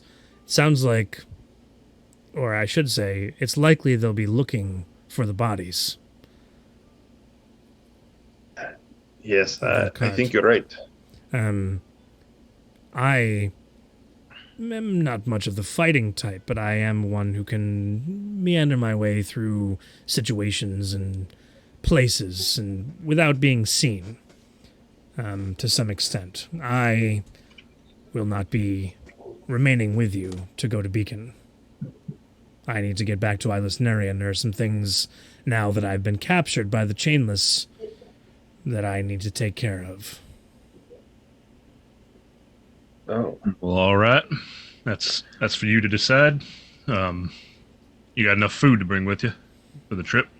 Not It's really. about a 6-day trip. Not really, but I can find my own way. You, wouldn't be willing to part with one of those horses, would you? All right, mean- we could make it work. okay. I'll give up my horse. Okay. May the light of Methus shine upon you. Well, like I said, you seem capable of taking care of yourselves. There's much work to be done. So I'll just mention my name if you run into any trouble. If you do get to Ilis Narian, I'll be ready for you. And also, if you're looking for work. Obviously, that's not something to talk about now, but No. I mean, we should move. You take the horse and go. It was lovely meeting you, Saigar. Wood Chain. We will see you sometime in the future. I appreciate it. And good fortunes. Yes, you as well. Might I ask, before I take my leave, Razir, you said you'd had a run-in with the Chainless before. May I ask That I have. what the circumstances were? Oh, it was a few months back. One of them, bit of a middleman to the Chainless, ran a smaller crew farther south, farther south of River. What was his name? Sawgut, I believe. Had a bounty on him. You were the one who brought in Sagat. I was lucky. Fortune found me that I was able to get him at a good time. He was split off from the rest of his group. I reckon the Chainless didn't like that too much. I wasn't surprised that they had picked me up here. It's good to put a face to the bounty hunter who brought him in. I am the one who paid for him to be brought in. Well, how about that? Yeah. Again, there's much to discuss. And if you don't come and find me, I'll eventually come and find you. It seems our paths are destined to cross again in the future. For now, good fortunes. And he Safe travels. turns and rides off down the road. You hear the sounds of clamoring, despite the fact that you've ridden far enough away. You're not, unless you wanted to go so far that you couldn't even hear anymore. I don't know if that's how far you were going. Yeah, definitely out of earshot. Like the further, the better. Yeah. Before we start. Right. Okay. Sounds like there's some kind of like they're rummaging through things after the battle, deciding what to keep, what to get rid of, as far as like the bodies, the armor, the weapons of the people that fell in battle, trying to decipher who survived and whatnot, who didn't. But yeah, you guys know that the Chainless are heading towards Beacon. That's the direction they were heading. And you are, as the intro adventure description stated, you are somehow enticed to figure out who it was the Chainless are going to be meeting with. So whether or not that's circling way out and around and trying to give them a wide berth, trying to beat them to Beacon, which is possible, maybe. We just take the guy, wake him up, and ask him. We do have the guy. You do? Yeah. I mean, that's what, as we're riding, I would take the time to tie him up at this point. Okay. I pull some manacles out of my pack and lock them on him. You must have been an interesting line of work. I find people. Tu trabajo es muy interesante. Okay, well, what do you cuff him, boy? And Easy enough. Smack the manacles on him. Just a single set, so it's just on his hands. I might as well do his legs too, because I have 2 sets of manacles. Nice. Hands and legs. He's bound now. Yep. when he wakes up as we travel, we can ask him what happened, perhaps, and go from there. I don't know what your intentions are when we get to Beacon, but I would appreciate assistance from the both of you if you could find out why, or help me find out why we were captured, or what was happening, really. A bit curious as well. I know they were looking out for me, but if I could figure out who it was that actually sent them to get me, I'd like to have a word with them. You know what I mean? Yes, I agree. I also wouldn't mind, now that we've calmed down a bit and we know where we stand, I think I wouldn't mind going and taking a look, see who won that fight, or how badly the winners are left. If we want to get the jump on them, or if we just want to avoid them. I mean, perhaps a sneaky look, but I wouldn't. I mean, there were a lot of men and nothing too close, of course. Yeah, a few trolls. I would be concerned if the trolls in Ogre won already and they've sauntered back into the woods and perhaps are watching us now. Maybe better just to move on to Beacon. I'll take a quick look. I'm gonna ride the horse back on the road a little bit to where whatever bend it was that we got around, just to and like just quickly take a look down the road, see what I can see from far away. It goes off that direction. Okay. So you're riding your horse, which is clomping on the road, but you're rounding the bend, and it's. I'm not fully rounding the bend. I'm just getting close, and then maybe kind of like having it slow around trot. The trees, kind of thing, like looking around to see if you can see. Okay. Without even rolling, I can say that it's pretty hard to tell from the distance of where you are at this point. It looks like they've, even just in the last few minutes of this conversation and all riding, down and then back now at this point, they've relatively quickly picked over what's here, and like there's some people that are working on getting everything back together so they can get back on the road as quickly as possible. They have taken the large cage that held the warg and like tossed it off to the side. They realize the warg is gone. They're looking underneath where the boulder crushed down to see how many of the bodies actually survived, and like they're trying to push the boulder up and off of it, but they, even with like 6 of them, can't push this giant boulder off of the cart. So they're now like trying to like break pieces of the cart off to see who's left underneath. That's where they're at right now. All right, I'm gonna ride back to the group. All right, looks like the chained one, the Mogers either ran off or got dropped. They seem to be reorganized again. I doubt we should tangle with them. We should give them a wide berth and make our way back to Beacon. I think, unless either of you reckon we should You want to ride off to a different direction? No, I think we should go. That's fine with me. You know what? Those chain guys seemed pretty confident for only having 4 wagons and caravan. I'd like to know what made them so. I've been looking for stuff.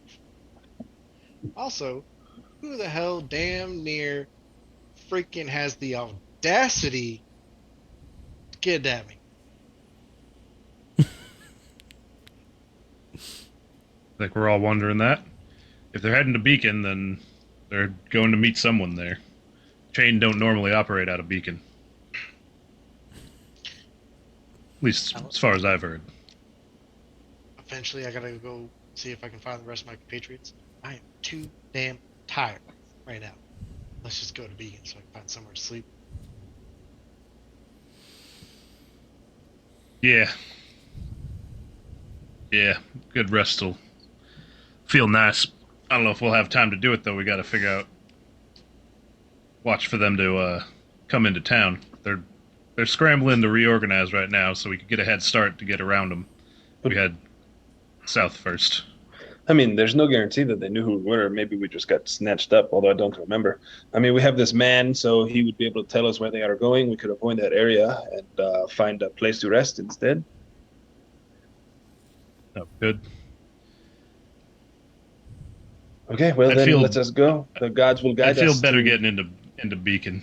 I'm sure the local lawmen will give us a hand if we tell them what's going on. I agree. I think we should ride. Or I suppose I'm walking now. Ugh. Nah, here. I'm gonna flop our prisoner onto the back of the warg and offer a hand to Duke to hop up on. I take his hand. I greatly appreciate it. Gracias. This horse should do fine if we're not pushing it too hard with the two of us. Very well. Let's go. I would like to get some rest, or perhaps just find somewhere to lay low for a moment and to collect my thoughts. Perhaps pray. Okay. So you guys mount up, and you're heading south, further south into the woods, which isn't... It's off the road, right? Are you trying to stay within sight of the road? Or are you just heading south to maybe try and... It depends. How well does any of us know the area? Like, would any of us know that, if we go through the woods for this amount of time, we will run into this other road that comes through the woods from Beacon, and we can then follow that back? How many roads come out of Beacon? I think Thorell would probably be the only one who really knows the answer to that question. There's only a north entrance and a south entrance to Beacon. There's a road that goes from Beacon down towards River, and then one that heads out and eventually splits off further away from where you are now, like up and around the mountains to get to Basriel, and then northeast that heads towards Atlas Narian. So really, there are no other smaller paths out here in the woods or roads that you're going to intersect with. It's just this main road. It's too dangerous to have multiple... It's just too dangerous to have multiple roads. From this road, though, if we headed south through the woods, we would run into the southbound road, though. You'd have to go past. You have to go past Beacon to get to the southbound road. Yeah. So. Oh, okay. So we're that much north. South. Yeah, where I pinged is basically up at the top right corner of this foresty. North. You're like you're like there. Okay. Ish. West, until we hit some of the mountains, and then we can go south. We'll eventually come across Beacon. Yeah. Hopefully sneak in through the front gate before and or after this caravan. Yes. Well, I don't know the area around Beacon too well. I've only been up here a few times recently. I usually work a bit more south around River. Either you know the area well enough to know which way would be a bit better for us. No, I am from much farther north. I don't know this area. This is my first time coming here. I'm coming to see the temple. I've only read about it in books at the monastery. I've had to sprint through these woods a couple of times. I might be able to figure out something a little. So you would know that normally horseback and the warg would be able to travel faster than the horses pulling the carts. However, the forest is mostly dense, with boulders and bushes and all the various underbrush, and there's like areas to cut through. You'd have to like pay attention, and I think Thrall's probably the best suited or most experienced with doing that kind of a thing, especially while mounted. It's probably not going to be that much faster to break off from the road. I'm not making any suggestions. I'm just letting you know it'll be faster, but not that much faster. So you're not going to be like more than an hour ahead of the group that's traveling if you're going to try and beat them there. Okay. Then do we want to go off the road, parallel the road through the woods, get around the chained caravan before they get going? It's chainless. Get back on the road and then chainless. So sneak around them through the woods and then get back on the road before they start moving again, and then we can go quick on the road. Yes, I think that's a good idea. Sounds like a better plan. Okay. Alrighty. All right, the little miss. You know the road, the area a bit better. Leave the leading to you. Okay. Thrall, go ahead and give me a survival check. With disadvantage. Woo! Still tired. It's not terrible. 13's not terrible. Okay, so you guys, start making your way through the forest, over fallen log. There's a small pond that you kind of pass by off to the side with many leaves that have kind of pushed up against the sides. There's no sounds of birds. There's no sounds of scurrying creatures. You don't see any deer. But you knew this to be the case. There is wildlife out there, but they've adapted over the years to not make any noise. They can't, because if they do, as the hooves of your horses do as you're traversing this fairly rough terrain, you could be set upon, or they could be, and eaten, because there's just lots and lots of big, bad dangers out there in the world. You travel on for probably about an hour and a half through the woods here before you feel that you've given a wide enough berth to this caravan, which has now been reduced to 3 of the 4 carts, and probably only about maybe 10 of the original, like 22 that was here originally, that were fighting. I mean, those are the hazards, and it isn't There's like a lot of nuts. The thing is that the people of this world have come to expect things like this happening, and just simply traveling, there's dangerous thing of walking out your front door and past the gates of any of these towns.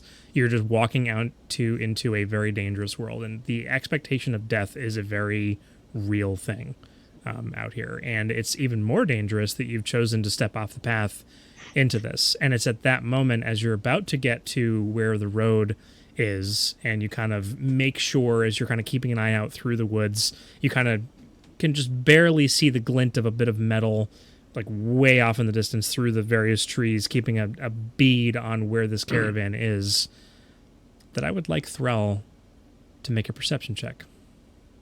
Oh, biscuits. Should the warg also make a perception check? That wasn't a disadvantage.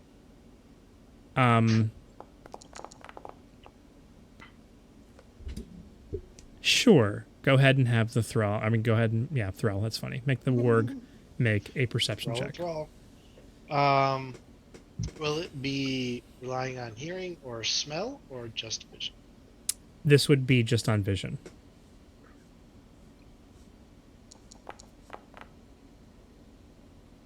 Okay.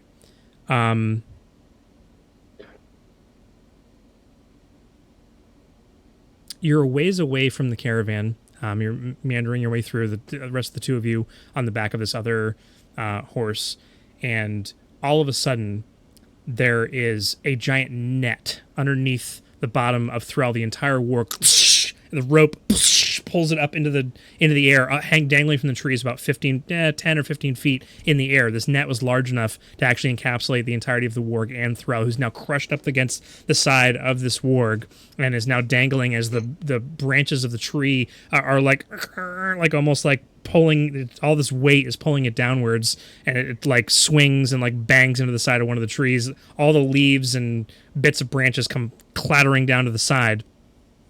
And you see, off to the left-hand side, past a fallen log, there are two what look to be figures and a bear that are walking in your direction and hadn't previously noticed you, but all the cacophony of sound as this giant net pulls the warg and just crashes into the side of the tree alerts their presence. The two figures are gnolls. They're armored and armed with weapons, but they don't have their weapons drawn. They actually look like they're carrying a body of some kind, and they stop in their tracks dead and stare directly at you through the trees. They're probably about maybe 60 feet away from where you are now, and they don't move. They stop dead in their tracks, and the bear stops. The bear kind of like growls lowly, then the warg up in the net growls back at the bear, kind of standing there as the kind of topography is all kind of riddled with these boulders and the rest of the trees, and they just stand there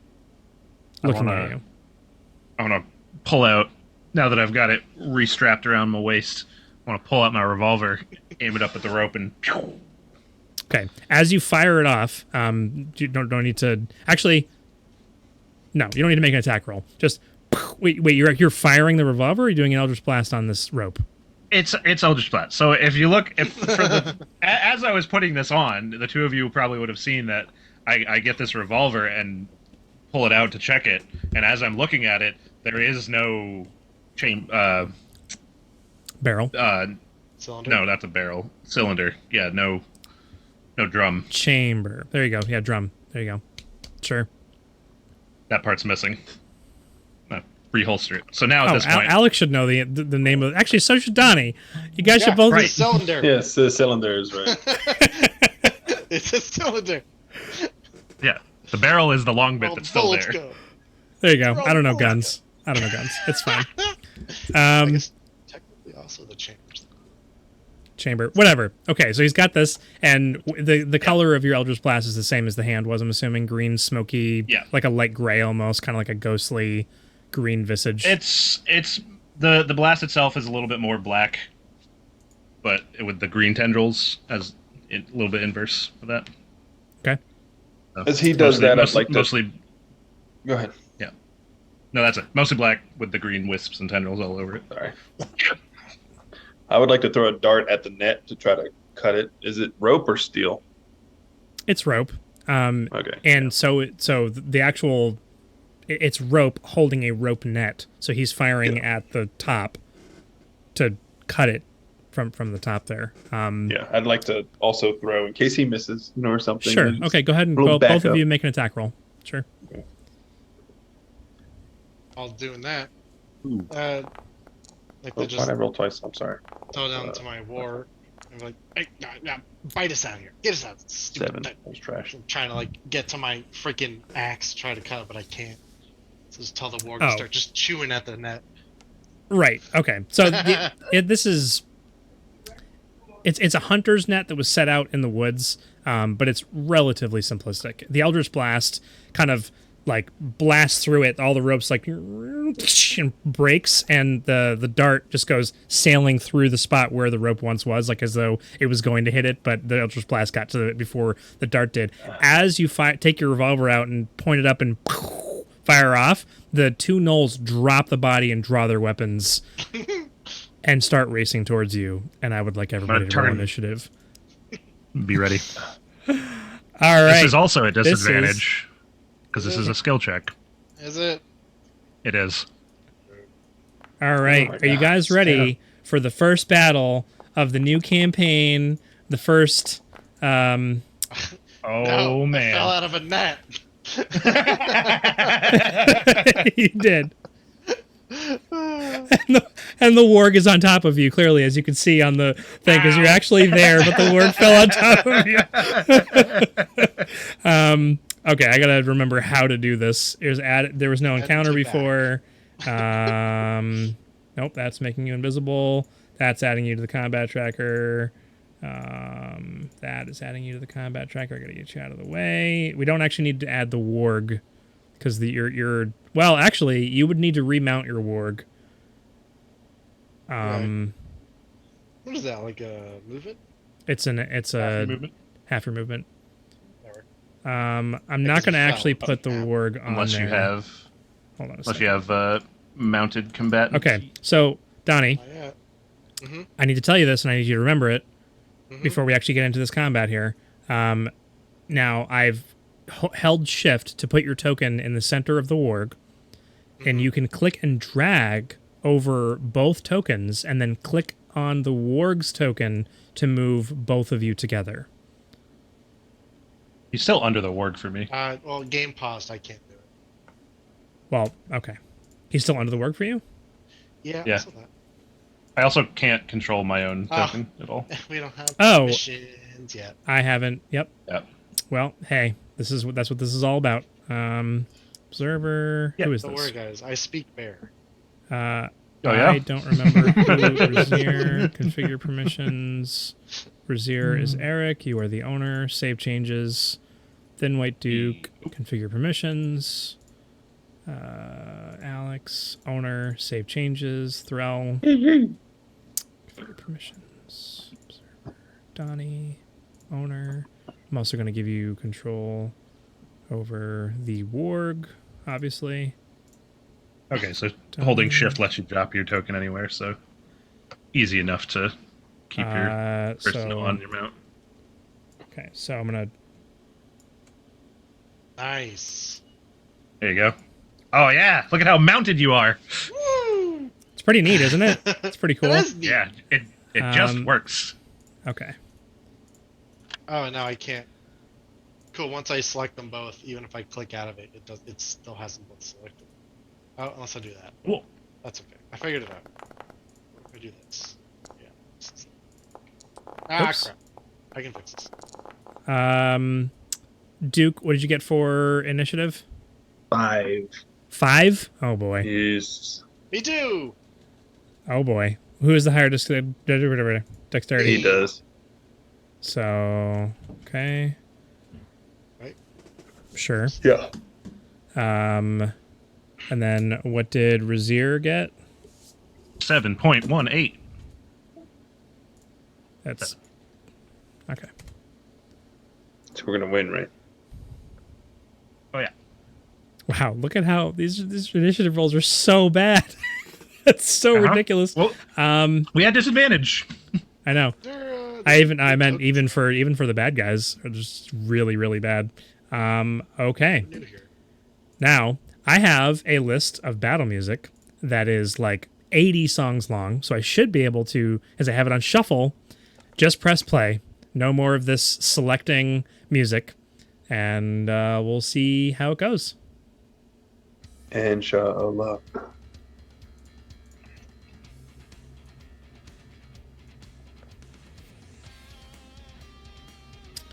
Top of the round, this knoll here is gonna rush up to, just racing forward right up to Razier. Oh Lord. Oops, why is this working this way?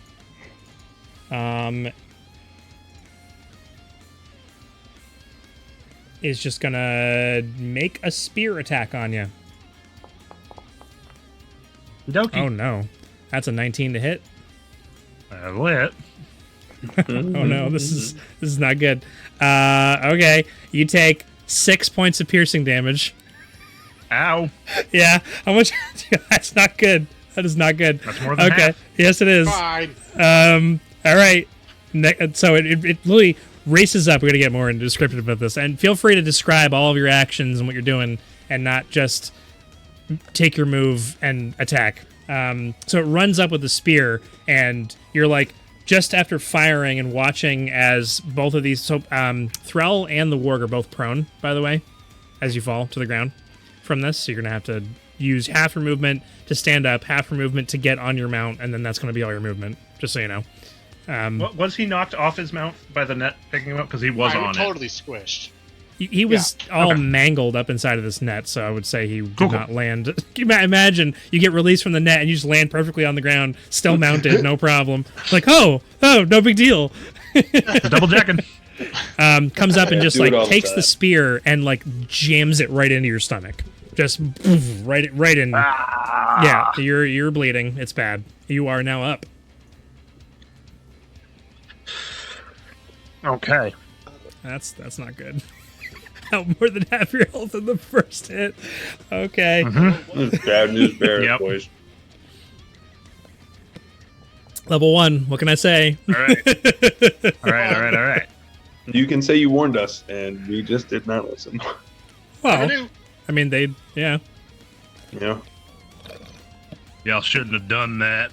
And I'm gonna crack my neck and shake a little bit. And as I shake, like the air starts to get a little. It almost seems like it gets a little darker around me, and my features get a little paler, and like it almost like parts of my face kind of fade away, and like reveal a little bit of a hole. Like around my lips are gone, and like my teeth are exposed, and like part of the skin around my eye has fallen away, and the eye has sunken in, and there's no longer an eyeball there. It's just a dark green black glow in the hole that used to be there. He's back now. And my wooden prosthetic hand starts glowing a bit more, has a bit of a green fire aura around it as I take on my form of dread for the first time. Awesome. So I gain, 4 temporary HP. Hey, level 1. That's Terrible D10 roll. And I'm going to, let's see, get that. As I see this happening, Duke makes the sign of the cross again. Dios míos. And I'm going to, with my left hand, pull out from my hip, just, and try and hit him with my whip. all right. As he's in close Do it range to me. Come on. Oh, it was almost a nat 20. So close. 14 to hit. 14 just misses. Oh, come on. It literally like wraps around the side of his spear, and he like pulls it back and almost yanks it out of your hand, but it comes loose. He takes his shield and just kind of pushes you back. Okay. Well, he's going to stab me again if I get out of his range. So I'm going to step over to that side behind him to put him between me and his friend. And that's my turn. There you go. Alrighty. Ending your turn. It is the other Knoll in the back, who... Oh, yeah. Is going to... That is just broken. I should have looked at these creatures before I put them on the map. I'm just joking. I totally looked and planned this whole thing out. Is going to fire off an arrow, one in the direction of Duke. It's the first one. Biscuits. Comes out. Oh my gosh. 23 to hit. Yeah, that'll do it. You take 6 points of piercing damage.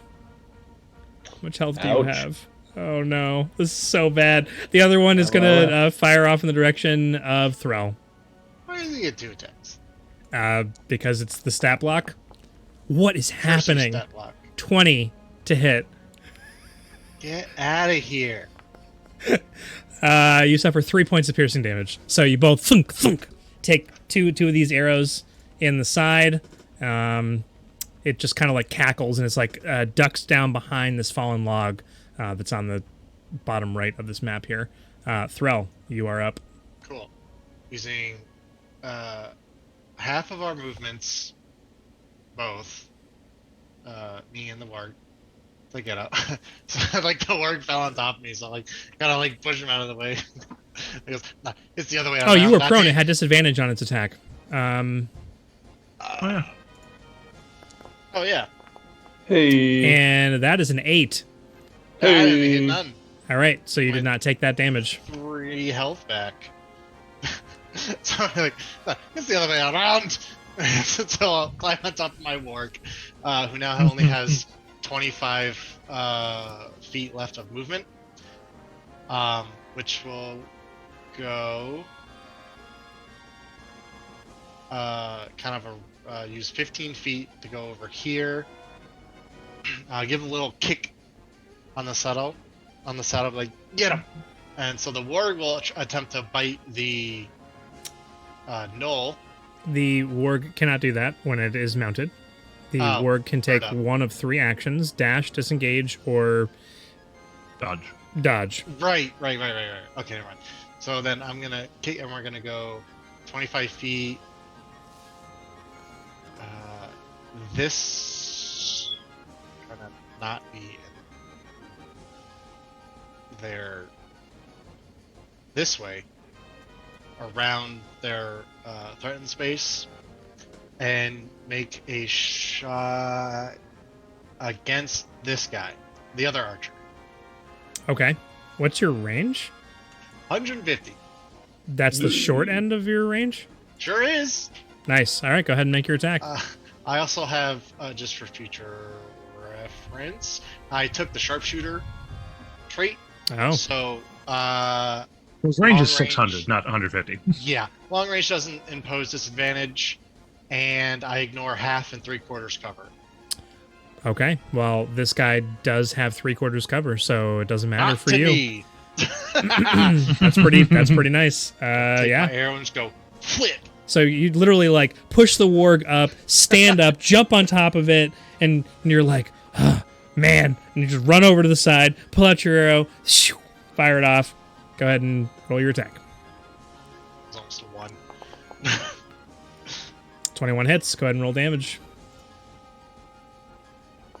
Max. Ooh. Blam! Ooh. And I will Takes now it like take right off 1 like in the throat, and it's gurgling at this point. It's not dead, but it's just like just you can't really see anything because it's over the other side of the log there, but the bear Excellent. growls in anger. And I will end my turn Okay. because I don't have anything else to do. Duke, Ugh. you're up. Duke You're is not feeling so good. hot right now. No. He will run through. You know what? He runs down past the knoll to the opposite side, and as he does so, he pulls out the short sword and makes a quick slash, samurai style from the sheath, just and pulls it out with advantage. for a cut. Actually, yeah, with advantage. Yeah. Where's my attack? Attack roll's not a skill check. Right. No. You have to be, I think it's like level 3 or 4 exhaustion to have disadvantage on attacks. 3, yeah. Oh my god. Nice. Ooh. Ooh. 22 hits. All right. And then I do damage. Max damage, baby boy. Oh, man. Nice. And then So you as I just, like, step past him, cut it. and cut outward, I continue the spin and I jump into a flying roundhouse delivered to his back for a bonus action. Nice. Because Monks. I'm a monk. Monk weapon. Yo. Ah, Double yeah. dice. Yep. And we all got to get in here and configure our dice, except for Donnie. Donnie already did that. So did I. Oh, you did? I didn't even notice. 6 points of damage. Nice. You. And then Alrighty, I will there's my dice. continue Oh, yeah. to move around and just kind of dance over this way, staying in his range and putting myself in between him and his buddies. Okay. Yeah, and that'll be my turn. Right. So not to Because have you I don't feel great, and I don't really want to. I don't want to get hurt anymore. Oh yeah. Well, sorry. Yeah, I know. I'm ready for it. All right, Take is that me, your Lord. turn? So you literally just like slash him across the back from shoulder to shoulder, and then jump in the air and spin, roundhouse kick him in the back of the head, and he like catches himself down to the ground before picking himself back up and standing there ready with his spear. Maybe his spear. He bares his teeth. This giant mouth opens up with rows of teeth on the inside, and like prepares to come in for a bite attack on you. Although it's not his turn. Does that end Duke's turn? Yes, I don't like where this is about to go. Okay, it is the bear's turn. No bear. What is the movement on the bear? Wow, why is the bear so fast? Or legs. Bear can't. Bears are fast. Bear can't get a flanking position, although the bear. Good. Shouldn't. No.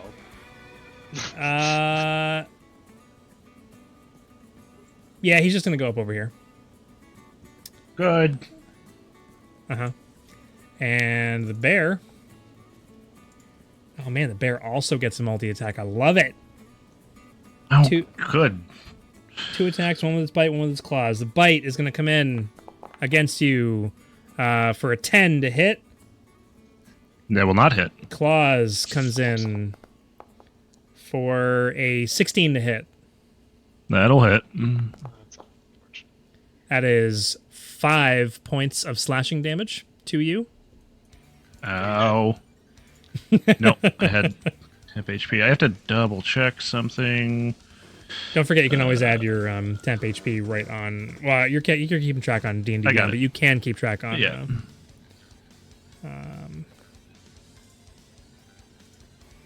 Oh, okay. I want so Tidy unlike 5e is a better some- character sheet on here. That's way better.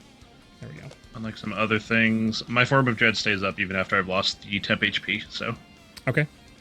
Sounds good. I'm So the bear comes still up and spooky tries looking. to bite into you, and you like whip around and like knock its head out to the side, and it like comes back with a claw and strikes you right across the center of your chest. It's just like, you know, making you bleed. Mm-hmm. You're not doing too great. It's the Knoll's turn. No. You guys are both not looking so good right now. I'm not gonna lie. Where? Not looking super good. I'm gonna have.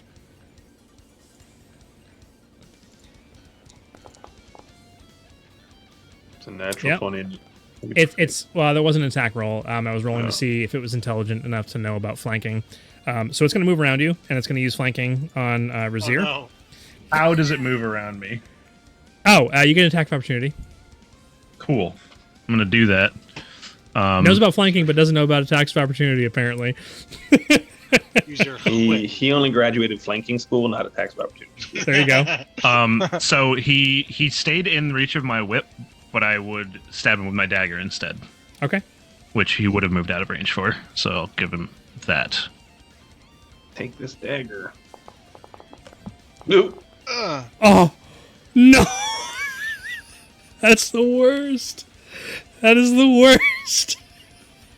Cool. So I don't This hit. is not. This could not be worse.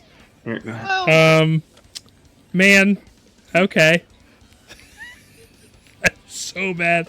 Okay, well, he does get there to where he's currently there. He's going to go ahead and do a bite attack on you. And this is with advantage. How do I roll advantage on here? Oh, shit. I'm rolling from Foundry. Oh, never mind. So that's the Might first still be one. It's not. Yeah, it's not working. That is a 7 to hit. Wow. Uh-huh. Does not hit. I was hoping. Yeet. Y'all. Runs around and tries to like onto you, like grabs onto you, goes to bite into your shoulder, and you just take your like revolver and just punch it up to the side and knock it off. Nice. Okay, well, I guess that worked out in their favor. Razir, it is your turn. Yeah. One I'm of you's going getting picked to... off by this archer. Just saying, like right now. I mean, I'll get him yeah, first. obviously. I'm going to... Oh. Oh, bother. Oh, bother. Well, there's not much I can do about it.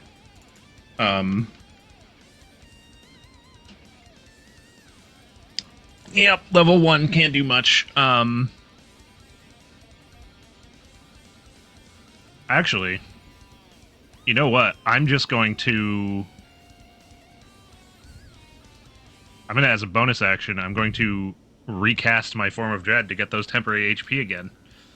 Hey. Use my second charge of it. How So I'm many gonna- charges do you have per long rest? Only 2. Okay. Just 2. So there's round 2 of it. This time I get, even is that 9 temporary HP. Hey, that's good. Oh, you don't add anything to Much that? Because last time you rolled a 3 better. Yeah, that is. And and gave yourself Why- 4. I don't know why I get 10 since it's a D10 plus 1. Ah, I don't know why I didn't give the plus 1. So you do get 10 then. Okay. So I kind of taking that beating. I kind of start to turn back to normal, but then I re-up it, and then for my action, I'm going to. Man, I don't want to be in melee with these guys, but here I am. With the dagger that's in my hand, I'm gonna stab the knoll. Do it up. Can you not use your Eldritch Blast at this range? With disadvantage. Oh, natural 20! Yes! Mix up for the nat 1. nice. Yes. Right in the face. Nope. I have it set differently. Wow, it was a 1. So it's 9 piercing damage. 9 this piercing knoll. damage. How do you want to do this? I want to just, as I re-up my, I told you shouldn't have done that, and I want to jab the knife just right up in through his neck. Right up through the top, and you hear that gurgling Yeah. noise, and it just like limply. I want to Ghost Rider penance stare this guy, because as I hit him, I want him to make just to see if it goes through, make a wisdom saving throw. Okay. Because I hit him, so I get to do that with my Hear him. DC 15. It's a 10. So as the life is fading out from him, he is terrified of me. Oh man. I make him frightened. So like the mouth and like jaw opens up, and you reach up with your dagger and just shove it into the bottom of his gullet, or not his gullet, his neck, right up into the back of the throat, and you see the eyes go wide as the gurgling continues, and stuff just starts pouring out of his mouth, and he's just like gurgling and like shaking, and then just collapses to the ground, and he's convulsing on the ground, and then goes limp. And the bear like lets out a howl into the woods. Obviously, this bear was trained and traveling with this group here. Why can't I? Hello? Where are you? There you are. Dead. He did. Dead. Yeah, and then I'm gonna pull my knife out as he falls and turn to the bear. Why am I being spun? Because I can do it if I want to. Okay, you turn to the bear. And that's my turn. Isn't it nice, gonna take Donnie, it being over able to spin both the mount and your character? Isn't that so cool? It's delightful. Okay, so that ends your turn. Yes, it does. Duke, you see as this knoll to your side falls to the ground, gurgling and convulsing on the ground. And as you turn to look at that, the knoll hunter behind is going to go ahead and fire off an arrow What up? in your direction What up? first. Ooh, Cracker Jack. that is a 10 to hit. Yes, I'm safe. And then the other one is going to go for Thrall, the other arrow, shooting back at the person who fired at them in the first place. Man, I was hoping for a nat 20. It's a 23, though. Ow. Just wanted to drop Thrall off the mount. Okay. Ow. Oh, that's bad. That's 8 points of piercing damage. Yeah, that's not good. Okay. Yeah, so just thunk, ending its turn. Thrall, you are up. Woo. the warg. We're gonna move. Look at this movement. Look at this movement on this guy. 50 Better than feet of 25. movement. It's so dumb. Is it 40 or 50? Meow. Run down this way and take another shot at. You're on top of the tree. Oh, I'm under the tree. Get out of here. 50 feet of movement. Look at that. Whip. What did you? 19 hits. Whip. Oh, Nice. oh, that's exactly how much health it had. Yes. Nice. That's So beautifully poetic. Angry about this guy, like the arrow comes in, gets me in the gut. I take it out, and as I'm running by, just shoots it right back at That was a him. really good arrow Nice. noise. I really liked that a lot, by the way. That was a really, really good bow and arrow I'm noise. good at arrow noises.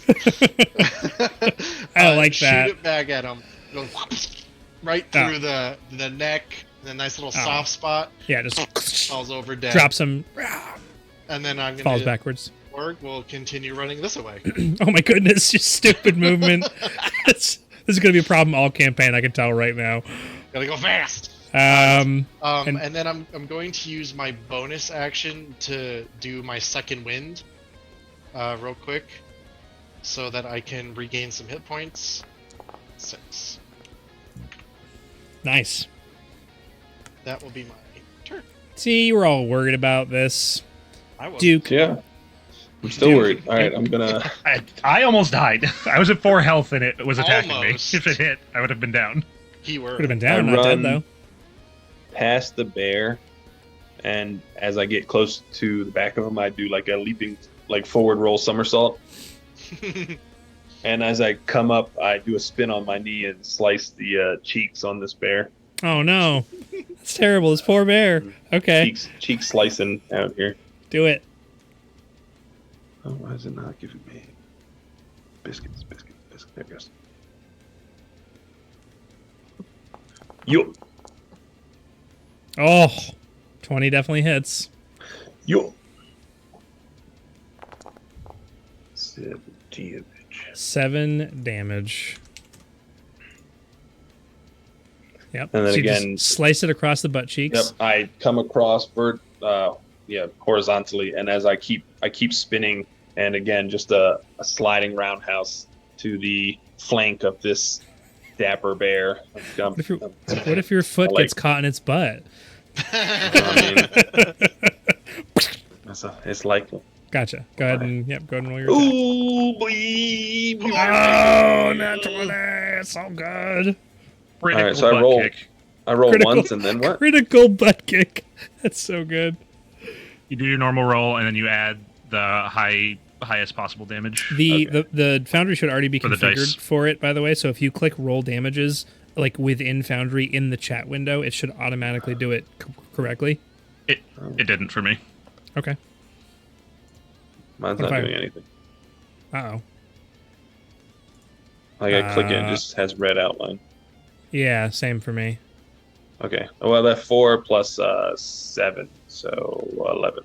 11? Oh my goodness. Goose. Plus 7. Yeah. Is it just the die? I don't add my modifier. Yeah, just the die. Okay. So then Oh. 8 total. So 8 damage, so it actually, okay. Yes. Yeah. Right, because you're at a D4. Yes. Sorry, I thought I added my modifier on the second. Yeah, just the dice That's my that would be bad. rolled. Gotcha. So you slice it, and it like rears in pain and goes to like spin around towards you, and you just kick it right in the side and like knock it down to the ground. And it quickly scrambles back up, and it looks injured and cornered, and it's angry and doesn't know what to do. Is that on your turn? Just look at the bear and say, "May the gods have mercy on your soul." It The turns. bear gods. It turns around. No, I don't. Uh huh. Oh yeah. Yep. It's gonna go ahead and make a bite attack on you. Who's that bear? Oh, it was almost a natural 20. That's a 12 to hit. That was so misses. close to be. That could have been the end of your character right there. Yeah. I don't know. I get death Could've- saving throws, right? Could it? Not I if mean, it if did- it's not enough if- damage, it could have straight up killed you. Its bite is only 1d6 plus 2, so I guess technically it could have killed you. Technically, if it rolled max damage, yeah. Okay. Yeah. Now here's 14 damage, which would have killed him. Here's the no, it wouldn't have. No, it wouldn't have, yeah, because I'm at 4. I have to go to No, my he would have to take 20 damage for it to kill him. No, you have to go into the negative up to your health maximum.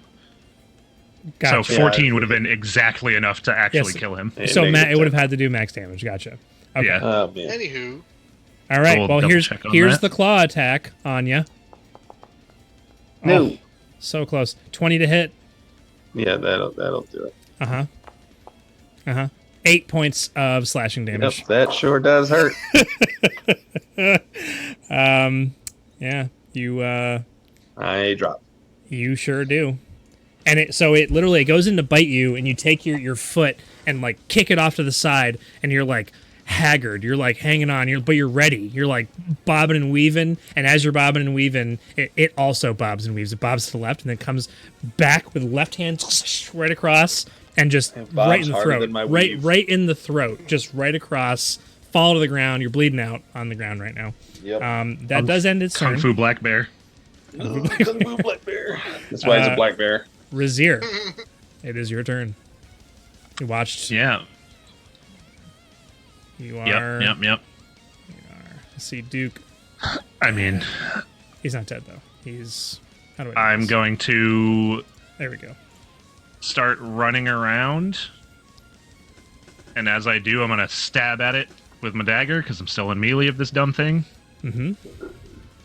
That's a 19 to hit. Never thought. Yeah, 19 hits. You never thought you'd be using your daggers so much on this character. I have them on me for a reason. 5 piercing damage, because why not roll minimum? That is enough to kill it. So. Yeah. Oh, snap. Alrighty. So. And then as bonus action, I'm pouring a health potion into Duke. It's an action. Maybe to I should just somebody. Oh, yeah. Well, then. But. In the next 6 seconds after I remove my dagger, I'm going to pull out. Sure. Pour it into him. So combat has now ended as far as like this particular encounter is concerned. I'm gonna make a death saving throw. I would like you to make a death saving throw, please. Come on, nat 20. It's just a Constitution throw, like check, right? Or is it D20, right? It's just a straight D20. Okay. If you click on your health window where it's got death saves, it'll give you the prompt to do it there. Oh. It'll do any modifiers you might have to that. I did it. Should be Constitution. Yeah, that is a But success. yes, it is. No, it's a flat D20 roll. There's no. Yep, flat right, D20. No bonuses. One success. Should be con. Definitely should be con. Okay. So I'm gonna drop in that last potion of healing I had picked up from the carts into. I thought it might come in handy. Maybe. 6 health. Ooh. Ooh. So the wound on your neck closes up, and Duke, your eyes once again snap open the second time today. Bloodshot eyes looking around. Before I do that, I will drop my form of dread so he's not looking at a super scary melting face man. Yeah, so that the holy man of the cloth doesn't wake up to the devil in front of him. But I thought I was good in life.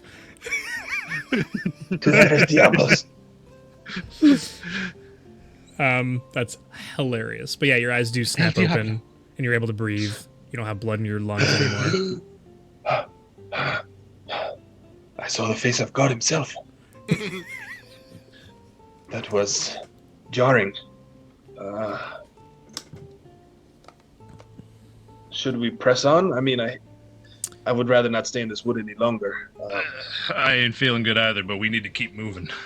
Yes. We need to stay ahead of that caravan. The one thing that you do notice was that they were carrying a body that was wrapped in linen cloth, almost like a mummy wrapped up, and part of it is cut open, and you can see that there's a body on the inside. Not that that's necessarily of note to you, but that is what you saw them carrying. They dropped it like a sack of potatoes to take out their weapons and start attacking you. Should we go take a look? I go look. We got a moment. I'll go with him. Actually, I'll let him do that. I'm gonna look through the gnolls' bodies. This one here first, and then go over to the other one to look through them. Okay. This is also, to some extent, going to retroactively... Actually, no, I'm not going to do that. I forgot to mention that back when you were gathering your things from that cart and all that stuff kind of spread out all over the ground, you did collect a small satchel of gold. There's 12 gold pieces inside of a just a small little pouch that you scooped up with all the other stuff. So you did find that as well. So this is separate. Go ahead and roll an investigation check. Flick 4 to each of them, so we each get 4 more gold. Oh wait, sorry. And that would have been from before. I'm sorry about that. That was my bad for forgetting. Oh, good. So that's my disadvantage is the 11. Oh, you're both investigating to check No, the I rolled bodies? twice. Oh, yes. Then 15 yes. for my investigation. Right. Okay. How much gold did you say? 4 gold? 4 more gold for you, yeah. Ooh. Split the 12 3 ways.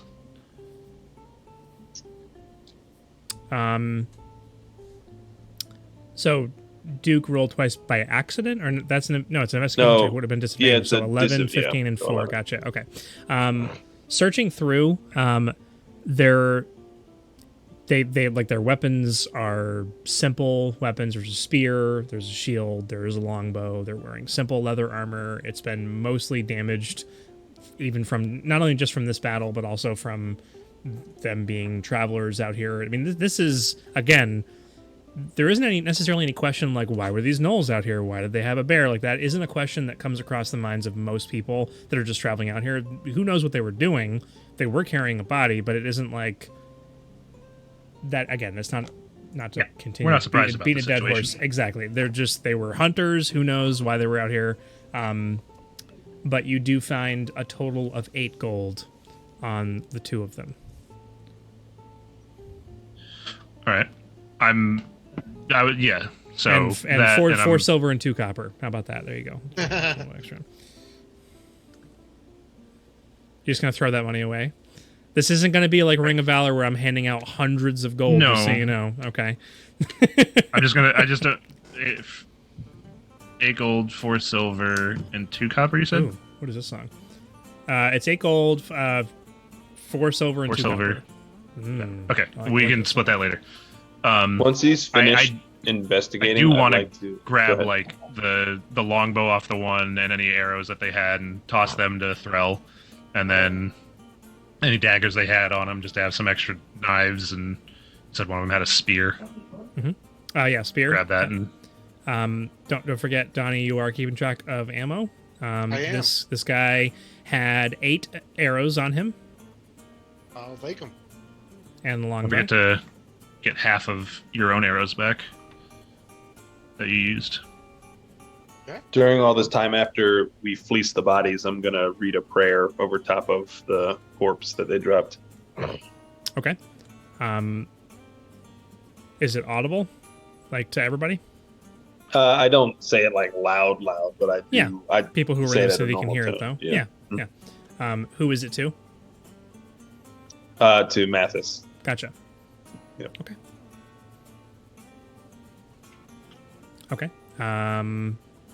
Just like I just reading them their essentially last say, rites, or may your spirit go to Mathis for proper judgment, and if you followed the law of the land, then may you enter into his holy space. Amen. you feel like there's not actually sound coming from anywhere, but there's almost a hint of laughter in the back of your mind after you finish your prayer. Almost like good laughter or like sinister laughter? sinister laughter. Oh, I don't know. This is not. We need to go. This is not safe. Razir, it's the same dead body figure that you saw in the cage next to you now sits stooped, or like kind of kneels down, stooped over the body wrapped in linen. And it looks like they're peering inside, kind of looks up at you. Doesn't say anything, just kind of looks back down. In my mind, I'm gonna be that someone you knew? No. I gotta pee right back up. I'll be right back Sure. real quick. All right. You're messing with that holy man. We've got better things to do. But you should look at this. All right. Mosey on over and take a look.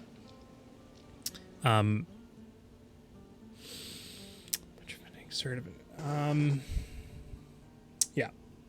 He's. I need to make some other decisions that I haven't quite settled in my own head as to certain things.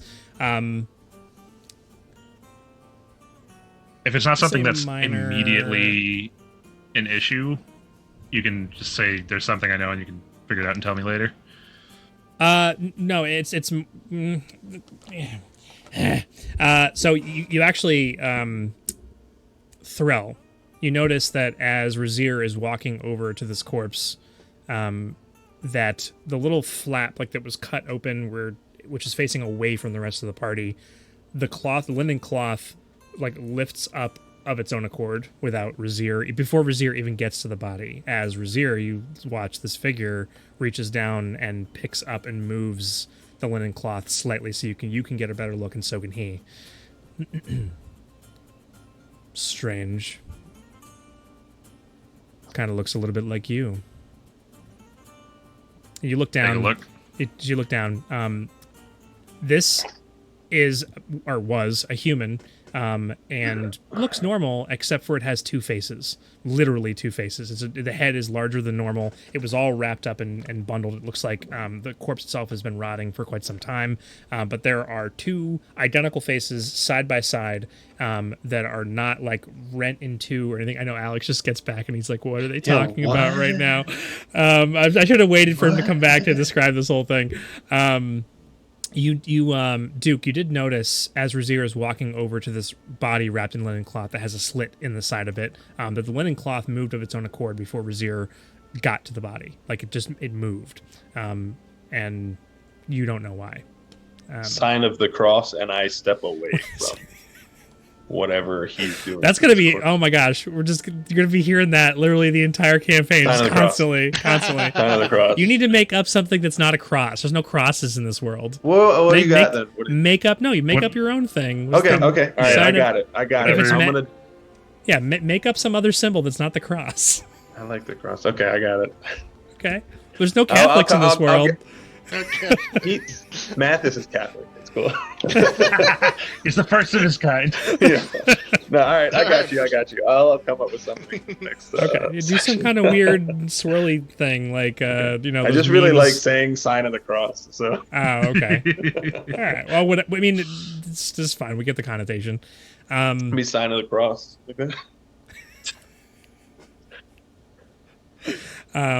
Okay. So the body has like lesions all over it. It looks like it's been opened and dissected multiple times, closed back up.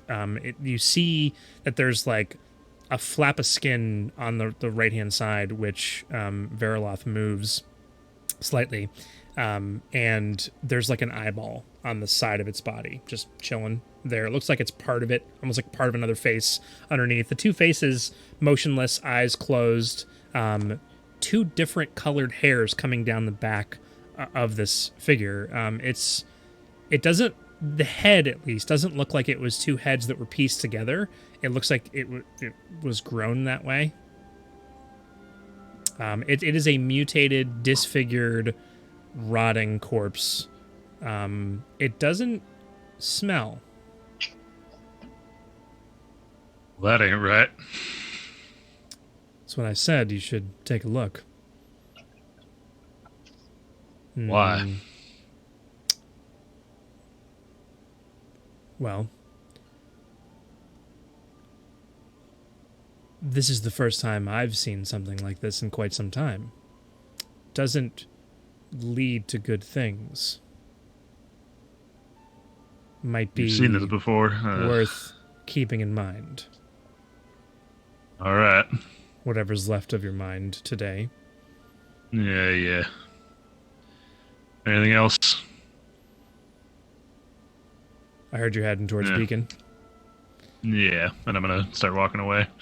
Okay, he just gone. All right, that's all we should get on.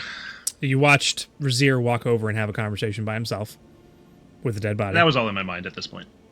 Oh, gotcha. Yep. You watched him solemnly walk over and contemplate things as the cloth moved by itself. And then he walked back to the group. You would have seen me like look into look in a direction like I'm looking at somebody, but there's nothing there. So like I'm doing that and just kind of like making facial gestures, and then that's it. Let's not have a concussion or something. Get back on the road. It's very strange. Okay, yes. That body weren't right. There was two faces and it was all mangled and parts in the wrong spot. Something might be up. We Interesting. should let whoever we get in touch with in Beacon know. There's could be something nasty going on nearby.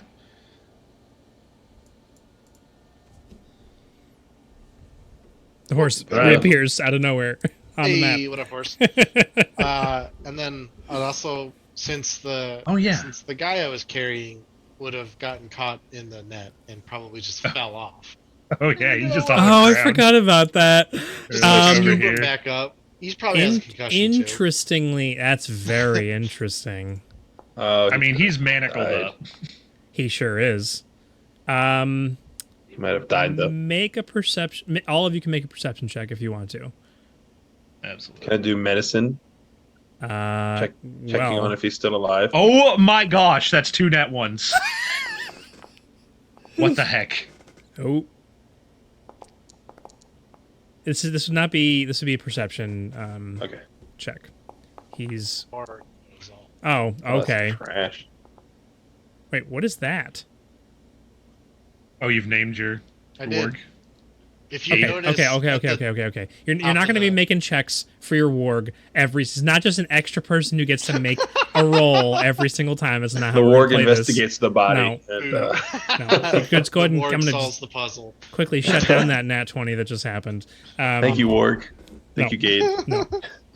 Gade. That's a cool name. Unless it's If you notice Gade. the top of the Gade. screen there are little circle icons on the screen selector. Yeah. It spells Gade. Oh my gosh. So it does. Wow. Wow. That's a cool name Nice. anyways. Yeah, and that's how Gade was named. That's good. Only Thrall notices the figure hopping through the woods. He's probably at this point only about maybe 70 feet away from where you're standing, which is actually pretty far considering he was all manacled up. How he made it that far, you are unsure, but he's in the woods, turns around, sees you staring right at him, and like dives behind a tree. Oh my god! I want to just pop myself over there real Yeah. quick. And Yeah, I'm you gonna just- give him a you good, right up good to him. lassoing. I'm gonna You're lasso. gonna lasso him I'm gonna lasso him. with what? Do you have rope? You're Of making course I a have rope. Who okay. doesn't have rope? All right, make an attack Everybody roll. starts with rope. Unless you have like a priest kid or This something. would be this would be with advantage. Yeah, this would be with advantage. He's A D20 plus what? this would just be probably a dexterity. It won't be disadvantage because it's not a check. It's an attack roll with rope. Just make a straight dexterity check. One roll, single roll. Okay.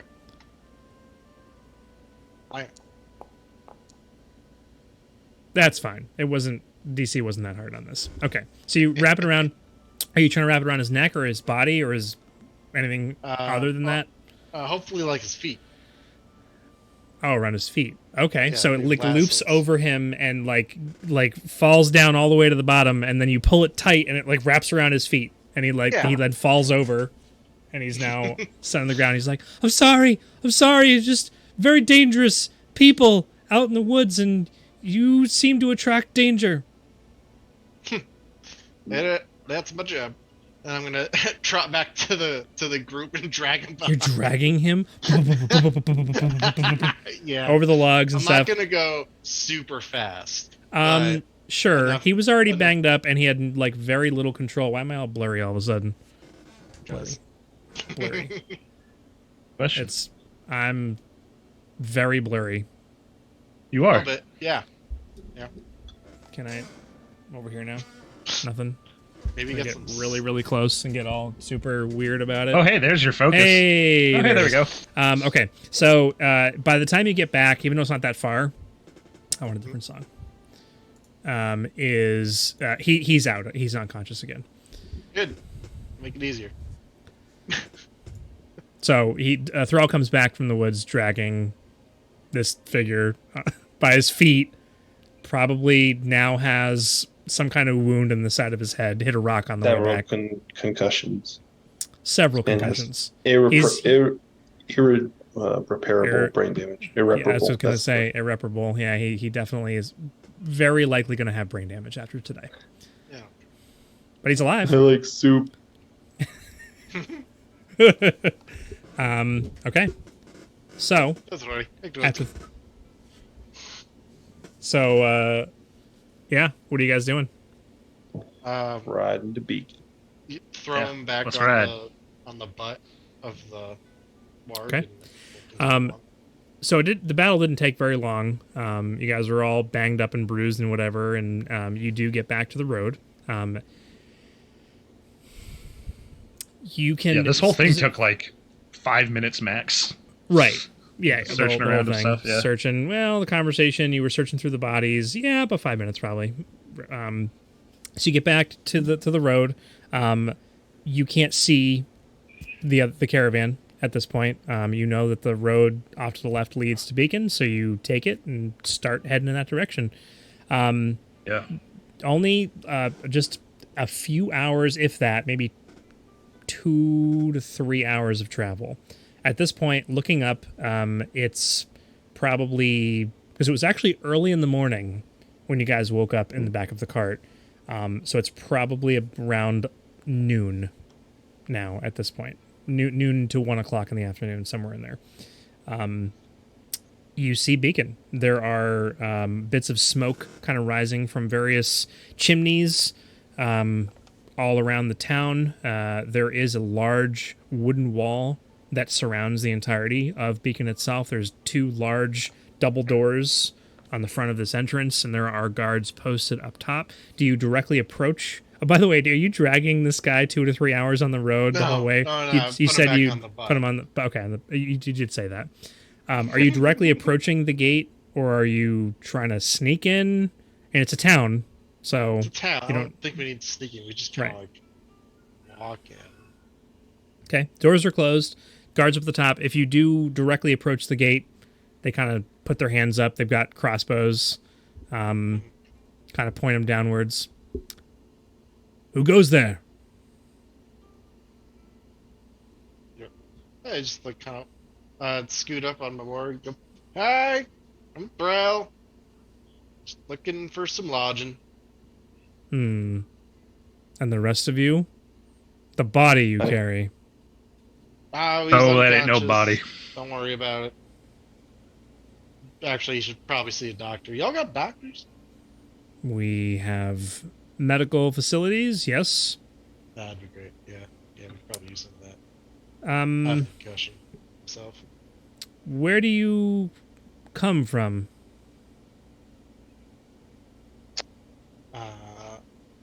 Well, I'm a carabiner. From way up north. A caraviner. Caravan. Okay. Caravan. And the other two?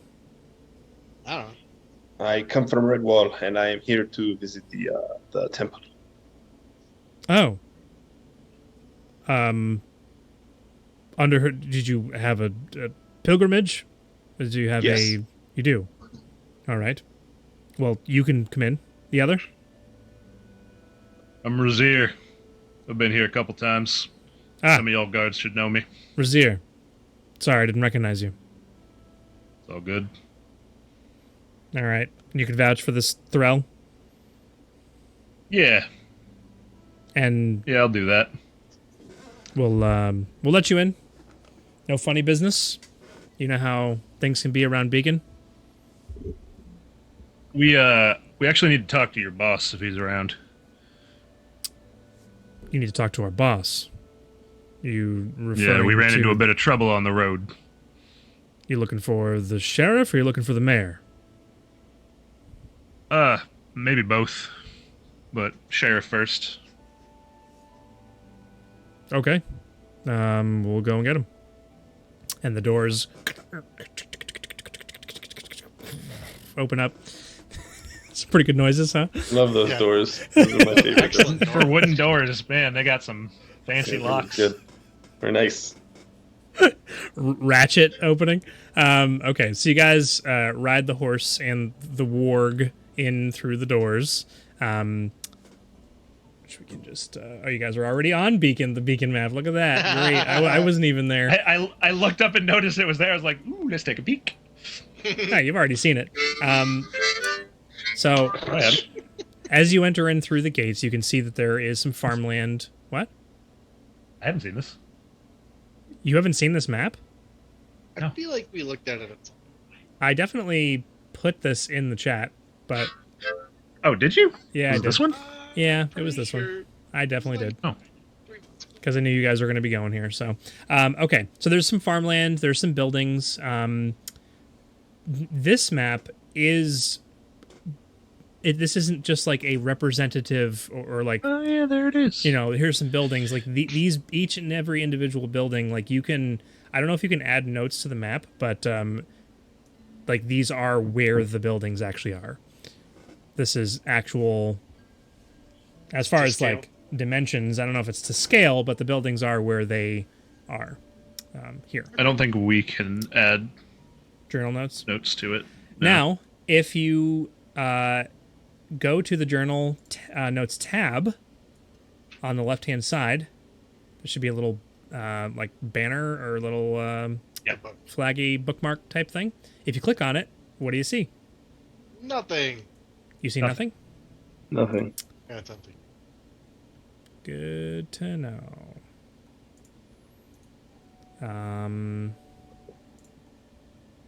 There is a button for toggle notes display, but I can't. I just got a Toggle beacon back. locations thing. But Beacon's Forge is empty. Yeah, they're all going to be empty. It's just going to show you... I just want to make sure I don't have anything on here that you're not supposed to see. And I can do configure permission. A jump to pin. Observer. Boop. Yeah. Hey, look, things. Pins.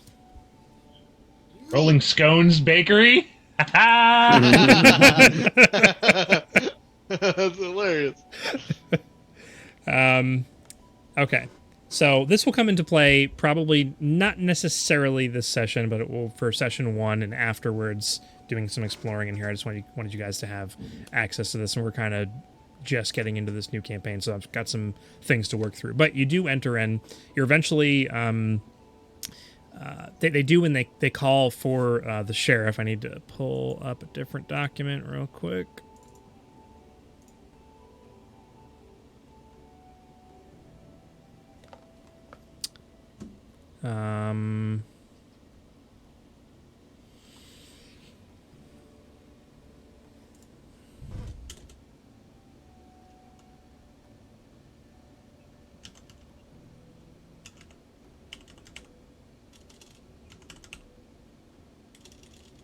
Big place. That's probably an inn.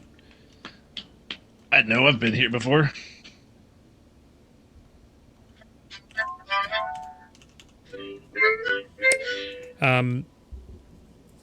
The sheriff doesn't come right away, and they call him the sheriff, but he's actually like the chief who's in charge of the guards of Beacon. The population of Beacon isn't super huge, so the contingent of guard, there's not that many of them, and they rotate out through their shifts. Probably not super well paid, but enough to care enough to try and keep the people inside the city safe, or the village or town. You see a Goliath approaches. Where do you guys go while you're waiting the 10 or 15 minutes? Do you just stay at the gates, or do you want to kind of walk in? And you would know, like, you're pointed in the direction of the old hammer. which is this large building that's kind of in this central square type scenario when you first come in here on the left. It is a 3-story building. The top or the second floor of which has like a giant like open section. So like it's like the innards houses something. You're not quite sure if you haven't been here before, but there's like an outside like porch almost on the second floor that goes all the way around the entire thing. Third floor has most of the living areas, but the first floor is like the tavern or like the the bar basically. It's pretty big. I'd have been here before. Okay, I would so you're assume. familiar with it. That's where you're going to find a enough. lot of your information. It's going to be a lot of people in there most of the time. The hub for comers and goers. I would say we'd probably wait near the gate because I don't think we want to drag a unconscious man through town. Right. Okay. Also, the warg. Got to figure out where to. Yeah, out in the wild trying to eat them. Maybe not tamed. Like if the caravans came down this way, they'd see a whole bunch of different wargs. Maybe. Do the caravans come into the cities, or do they camp outside the walls with their wargs? Question. Where else do they spend their money? Wargs probably don't. It's likely that they're allowed to come inside, but if you're going to bring the warg any further into the town, it has to be muzzled. Yeah. They're not taking any chances. Yeah, they're not taking any chances, and that you would know that that's a requirement that's normal. Nobody would be expected to camp outside of town because that's just super dangerous. Being outside at night for sure. Unless they're bad people, they're going to be you can't come inside the town kind of thing. But yeah, if they're just people that are protecting caravans and traveling back and forth, if you're used to having wargs, they would any type of mount or creature, pet, anything like that that's going to be big and possibly dangerous is got to be muzzled for sure. Just add a muzzle to the inventory. Sure. You probably would have that if you're used to doing that kind of thing. For a while. So I would say, for future reference, in the event that a battle breaks out anywhere in any town where it's muzzled, it's probably going to take an action to remove it, unless you're already you'd have to say beforehand, "I remove the muzzle as I know that they're attacking" or whatever, right? And you probably wouldn't be able to bring the warg into the tavern. It's not going to fit through any of the doors of any of these buildings. So it would be like a stables where you go leave them at for a bit, if you want. So you wait about 10 or 15 minutes. This large Goliath kind of walks over, lumbers over, is wearing basic like leather tunic and not even a cape, but there's like a half cloak that's kind of pinned off to the side and hangs over one shoulder. Bald, no facial hair of any kind. Definitely has like massive black tattoos on the dark gray skin that kind of come up and over the top of the head and wrap down to the back. I'm Corbin. Corbin, my man. Corbin Bree. You called for me? I'm the sheriff of Beacon. Howdy, Sheriff. We did. I figured you, being head of the safety around here, you'd want to know if look around, if the Unchained are making moves around here. You're talking about the Chainless. Yeah, I can never get their name right. Look familiar. I've seen you around. I've been around a couple times. I come in and out. I usually stick around down south a bit more. Feel like there's a couple people looking for you. Maybe. Well, I'm in charge of security around here. You thought I might be able to help you with something. I'm assuming you're talking about this person you got slung over the back of this creature. Yeah, he was with him. He was one of them. We made a daring escape, but a couple of the chainless had grabbed us and were bringing us here. Actually, we broke out when some trolls attacked their caravan. So they're going to be looking for this fella. Maybe looking for us. Not sure. And so, but they were heading to Beacon. So you brought them to our doorstep, is what you're saying? Saying they were already headed here, and now we got one prisoner who we could ask some questions to, find out what they're after and who they were coming here to meet. I don't like the sounds of this. Well, how far behind you are they? A few hours, maybe. A few hours? They had Okay. a few wagons they were pulling. They're moving a bit slower. Okay. Maybe a bit Most of less. them died already. What did you say, Donnie? Most of them died already. Yeah, that helps. Well, About half of them taken out by some trolls, yeah. Well, as you know, the Chainless aren't just like a single group of individuals. They're spread all throughout these lands. So we can't just take a member of the Chainless, question them, and let them go. He'll have to be killed. If... You can do what you want with him afterwards. I just figured we'd be able to get some answers out of him first. So you're looking to carry on the investigation? I don't think Nicodon's going to take very kindly to this. Who? The mayor. Assuming that's the mayor. Like, I don't have any problem with you folks coming up in here. I don't have any problem with you... Well, I kind of have a problem with you bringing a member of the Chainless who's unconscious. You see, the Chainless run through here and do raids. They basically come through the front gates and demand things from us, and if we don't give them what they want, they've attacked us 2 or 3 times before, and their numbers far outnumber any force we could muster within the town. So we could take this prisoner, but we can't let the rest of the Chainless know that he exists. We'll have to, if they question us, we'll have to say Perfectly that he's fine. But you've now brought Get this rid of problem him. to us. Look, they were coming here already. They don't know we got ahead of them, I don't think. I meant this They problem. don't even they don't even know we have this guy. Okay. And you're sure of that? No. Ain't no way to be sure. We escaped during the troll attack. They may or may not know who's dead or who's missing. Gotcha. But Probably Okay. assuming I'm this not guy's they underneath. probably don't know. They probably don't know we got here ahead of them. They probably assumed that he was killed, and we were as well. We were being held in cages as of this morning, and then when the attack happened, we were able to slip away. But then the boulder smashed. Yes, a boulder Wagon we smashed the were entire cart that we were in, I bet they think we're under that. I'll tell you more what. than likely. I'll take him off your hands. I'll put him in one of our holding cells. I'll hold on. Let me just look at this here real quick.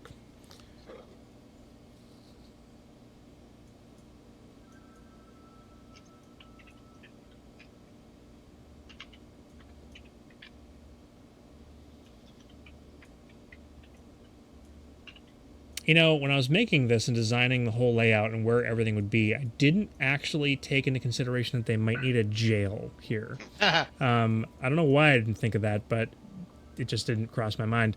We'll keep them up at the working houses. Keep them under guard. If you Alright. want to be able to come and talk with them, I don't think the Chainless will go up there. They usually don't head towards that section of town. All right. We need rest. We're all Is exhausted. the temple nearby, the sanctuary season? I am here for a pilgrimage, and I believe they will offer me respite and rest, and perhaps you as well, my new friends, my new amigos. I'm no guide. Season sanctuary's on the other side of town. Muchas gracias. I could probably point it out to you, or at least in the right direction, but I don't feel right setting foot in that place. Yes, I understand. The sheriff motions for one of the other guards, who he's like flanked by 2 guards that came up with him, to grab the body, and they both like haul it over the shoulder and start. Well, Hold on a minute there. I'm gonna grab my manacles. Yeah. You Wow. you can use your own if you need. These are mine. bringing us a chainless member of the Chainless. I get you. I understand. Ironically, And he you looks to look the at other Chase. two guards and he's like, don't speak a word of this to anyone. In fact, he like grabs the cloak off of the back of one of the other people and like throws it over the top.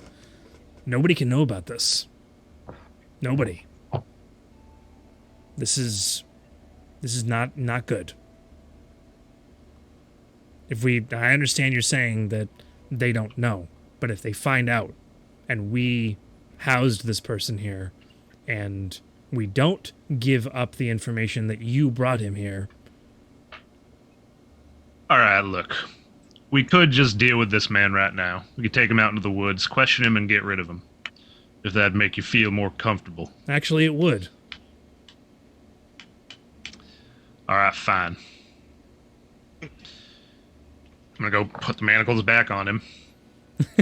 Throw him on the back of my horse. All right, I'm gonna look to the Threlin Duke. I'm gonna go ask this man a few questions and get rid of him out in the woods probably to the south side they ain't coming from. Y'all can join me if you want. Or you can Yes, go I will visit. accompany you. Hey, Threll. All right. Just in case they should. Probably need help. Right. All right. I just want to make it perfectly clear as you're like taking the body and kind of heading towards the thing, the sheriff actually steps back up. I just want to make it perfectly clear. I'm not trying to make your lives more difficult. I just have a job to do here. And Yeah, you got your town to protect. Understandable.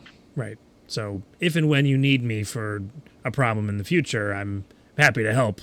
But just this doesn't sit well with me. I hope everything goes okay. Just turns. Well, thank you for the help you've given us, and you should let the mayor know that there are chainless on the way. Are they coming to attack? Are they coming? Are they Couldn't gonna be tell ya. looking for? Oh, okay. Well, I'll go They Most of their all we wagons- all we know is they had grabbed us, and there were two other carts with looked like might have had cages and things in it. They lost one of them. All the carts had looked like supplies on them as well, and then their contingent of guard.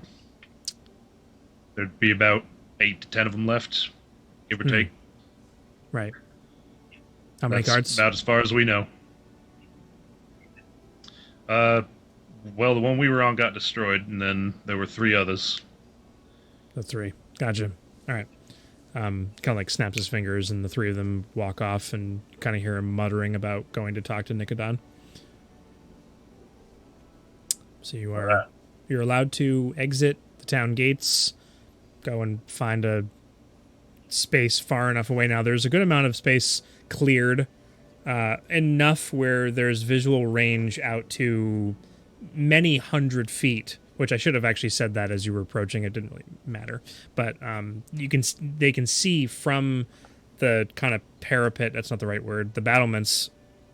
Anyways, looking from the wall, like way out down the road. And the purpose of that is to try and protect the town. And there is a scattering of trees all around, but there's enough of a visual where people can't necessarily hide very easily. And then it gets to the actual dense forest. So you guys gonna head out and Probably right out a bit. Yeah, So down to the woods. gotcha. Find a big log we could be able to roll, and then do the interrogating there for later. Gotcha. That's a secret. That's a surprise for later. Wait, what? The rolling the I don't get it.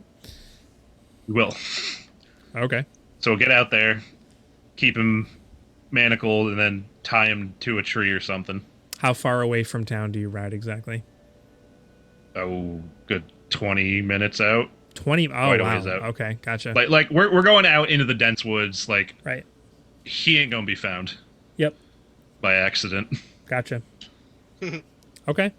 Like right on the road till it's like actual dense wood, not the sparse trees, and then go into the wood for a bit.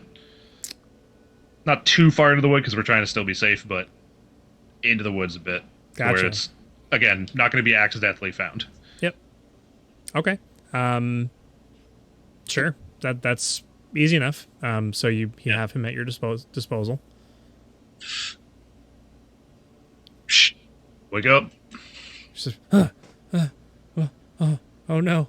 Oh no. Oh no. Oh yeah, no. yeah. Oh no, I know what this this is. this ain't going to end well for you, but pal. But pal, Bud pal. I was But about to say buddy, but pal felt better than me. I have a sister and a mother Yeah, and yeah. I'm father sure you do. and Lots of people do. but I never intended to do any harm. I'm just doing a job. But yeah. We're all just doing a job. we need information. Well, Look, this is just gonna end. I ain't like Bright Eyes over here. I ain't claimed to be a good man. I've killed men in my time. Brought them to justice or otherwise, as well. He starts You were squirming doing a and job. like trying to wiggle his way away. He's manically can't really go anywhere. He had mannequin. I did say we also tie him to a tree, so he Oh, is I didn't hear that. cuffed Okay. and tied to a tree. Tied to a tree. So he's like squirming and like looking down. He's like not even. He stopped listening to what you're saying now and just trying to. Now, we can do this nice, and you can go peacefully, or you can make it difficult for yourself. Correct. He's not lying. If you tell us what we need to know, then we can end it quickly, and I will read you your rights to send you to the heavens. If not, perhaps you will meet the devil himself after you deal with this man here. You see, tears just begin just streaming down his face, just dripping onto the ground, and he wets himself. He's All why are you laughing, Donnie? It's terrible. This guy is in just unimaginable fear right now, and his voice is shaky, his lip is quivering, and he's like, "Why would I give you any information that you want if you're just going to kill me?" Like we said, we can end this peacefully for you, so you won't go in no pain, or we can make this take a while. We would like to end it quickly, and I would like to send you to your final resting place so that you may enjoy the afterlife. If not, perhaps you will not enjoy so much where we send you instead. Look, you knew what you were getting into when you joined up with the Chainless. You don't understand. The Chainless are good people. Ah. I'm sure they are. You just don't understand. Well, Enlighten me. there is great evil coming to this world, as there has been for years. It's going to return, and the Chainless are the only people who can stop it. And if it can't be stopped, we're the only ones who can prevent a third cataclysm. Right. And, all these, good folk, Chainless, trying to save the world, you do so by raiding and pillaging and killing innocent folk. Most of the world doesn't believe in our cause. And so we must do what we must in order to preserve what we can. And I will be written in the history books as one who was a martyr for the cause of saving humanity. I don't know if you can say the same for yourself. And he thinks about what he just said to himself for a moment, and you see an unbelievable look of calm as the tears stop streaming down his face, because he 100% believes what he's saying. That is understandable, but consider this: martyrs must have their stories told, and if you do not give us what we want, no one will hear your story, and you will be no martyr. You will be nothing. There will be no footnotes of you in history, and no one will know what you've done today. The Red King will ensure that my name is recorded in the history of Novus. It is already in the books. You not being Do I know a member anything of the about the Red King? Go ahead and make a you don't need to roll for this in terms of knowing who the Red King is. He is the leader of the Chainless. Okay. It's a name that pretty much everyone would have heard at this point. Nobody knows where he is, who he is, what he is. It is just nobody knows like what this person's name is. They just go by the Red King, and they are represented by a 7-pointed. Did I say 7-pointed? In the no. It's all in the lore. It's all in the lore docs I gave you guys. I think it's seven-pointed golden red crown. Sorry, which he does have a tattoo on the back of his neck, kind of below the collar, so it's not necessarily readily visible. But especially Razir, having encountered a member of the Chainless before and having been around for a little while, Threll probably has heard this here and there. They have strong beliefs to the point where a lot of people would consider them a cult, but it isn't really... Their purpose isn't to follow a god or any other higher power. They just have very strong beliefs that their organization is going to be the only means of saving the world when the next Titan attack occurs, if it attacks, or if it happens, rather. So this is a younger guy. He's probably more recently joined the Chainless and has those firm beliefs, but had to remind himself of them, and now he's stalwart in his appearance and disposition towards you. Good boy. We ain't looking to spill secrets of the Red King or nothing. We just want to know who y'all were heading to Beacon to meet, with all of us in tow.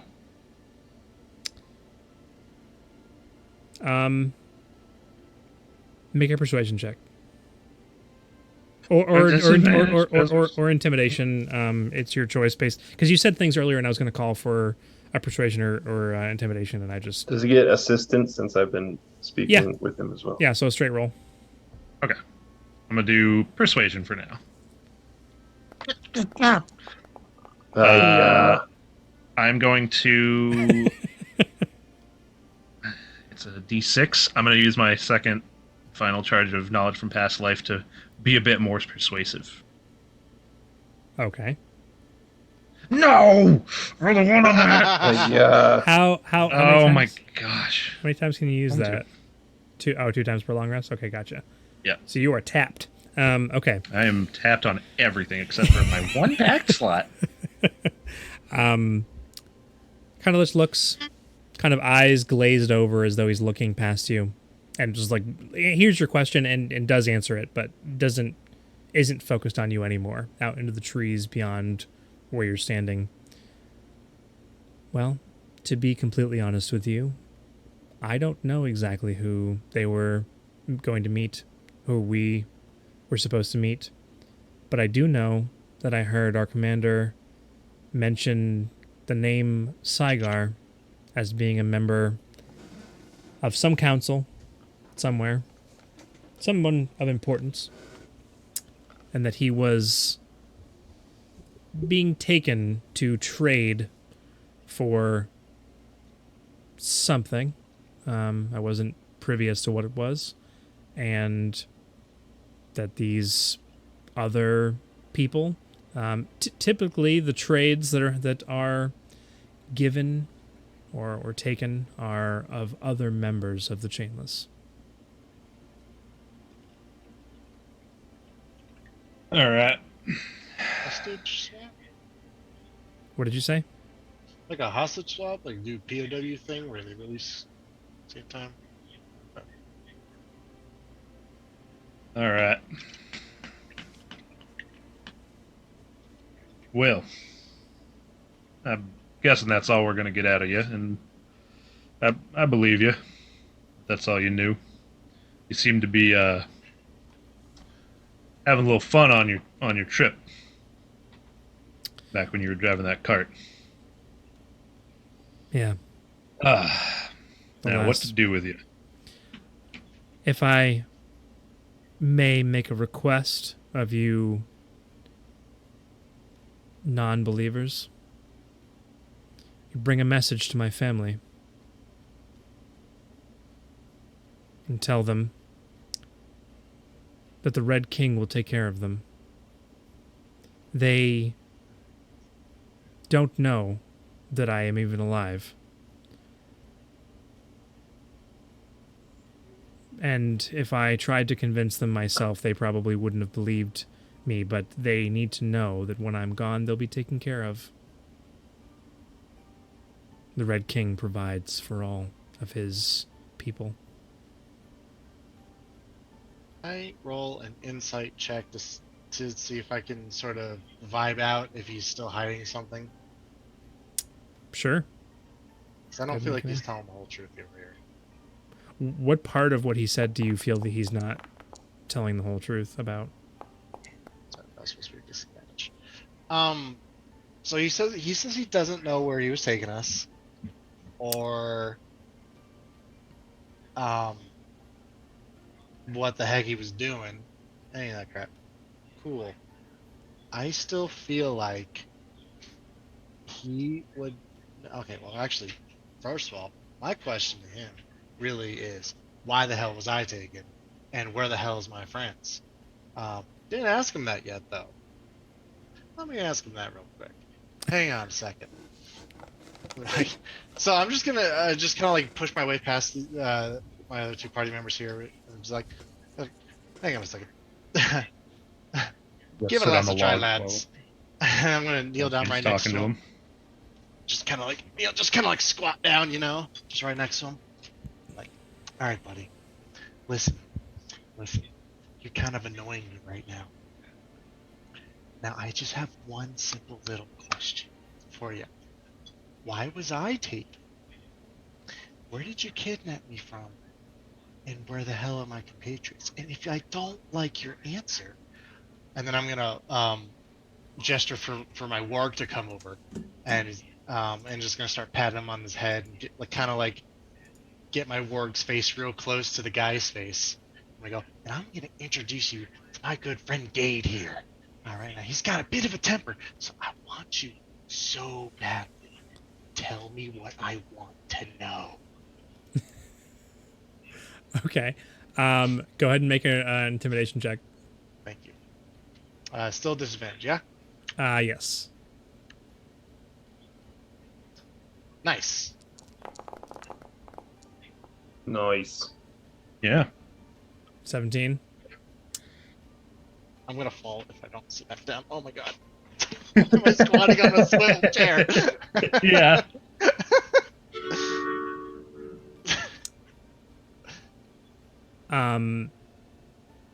Okay.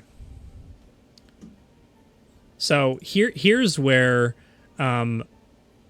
additional information provided in backstories would be really useful for me right now. And so I don't know when you wrote what's here, Donnie, but you didn't tell me it was there. So I didn't know until tonight that it was there. So I guess the where's not.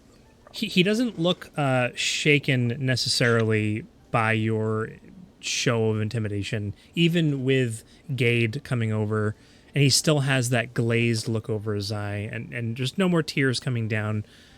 But instead of looking out into the forest, he turns and looks up at you really creepily and just says, "The Red King says some people in this world are more special than others.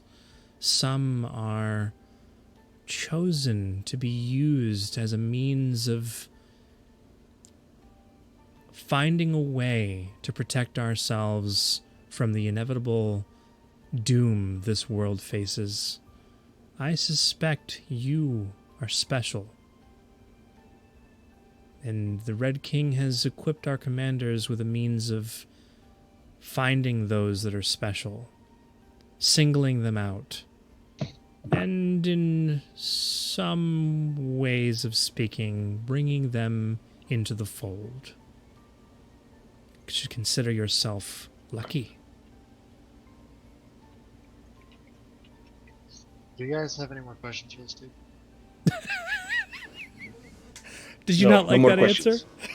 I think that was a pretty good answer, but okay. Nothing else. Like, all right, that's right. Didn't like the answer. I'm just gonna get up, walk away, and go. Just have at him, Gabe. Oh no. Are the two of you allowing this to happen? Hold His on a mind second. has clearly been poisoned by this Red King. I can do nothing for him. He is beyond redemption. I agree. Get a little bit fanatical. I was considering letting you go back to your family, but then you got a bit weird on us. So I don't know if that's a good idea for any sane person out there for you to be running around. And maybe your family's better off without you if you're this far gone. Would you at least let them know that the Red King will take care of them? I I'm ain't. sure Unlikely. your Red King will let them know, won't he? They'll receive help. Whether you tell Well- them who it's from or not. The Red King won't tell them Good who it's from. Good for them. Now, if there's anything else you want to say it now.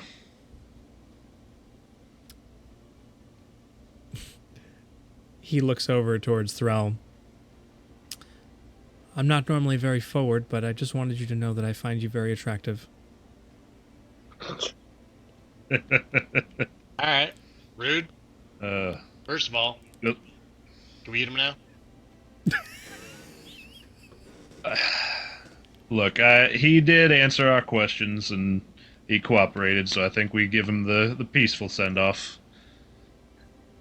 Your friend can have him after we're done.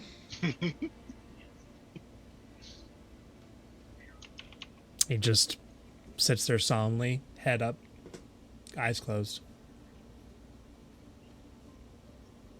Bright Eyes, you gonna do your thing before or after he's gone? No, he does not deserve it. He has turned his back on the light. He is beyond redemption. His brain has been scrambled by the Red King. I must find this king of men and remind him of the gods above. Fair enough. I'm gonna move any armor he had away from his chest. As you're doing that, and he hears Duke say that about forgetting the king needing to be reminded of the gods above, his last words are just simply a question to Duke. Sir, may I ask you, where were the gods during the attacks of the Titans? Where were the gods during the great cataclysm of our ancestors? No one has seen or heard from the gods in years. It is up to each and every one of us to make our own path in this world. And I choose to make the world, the future, a better one. If my death... well, at least I tried to make the world a better place.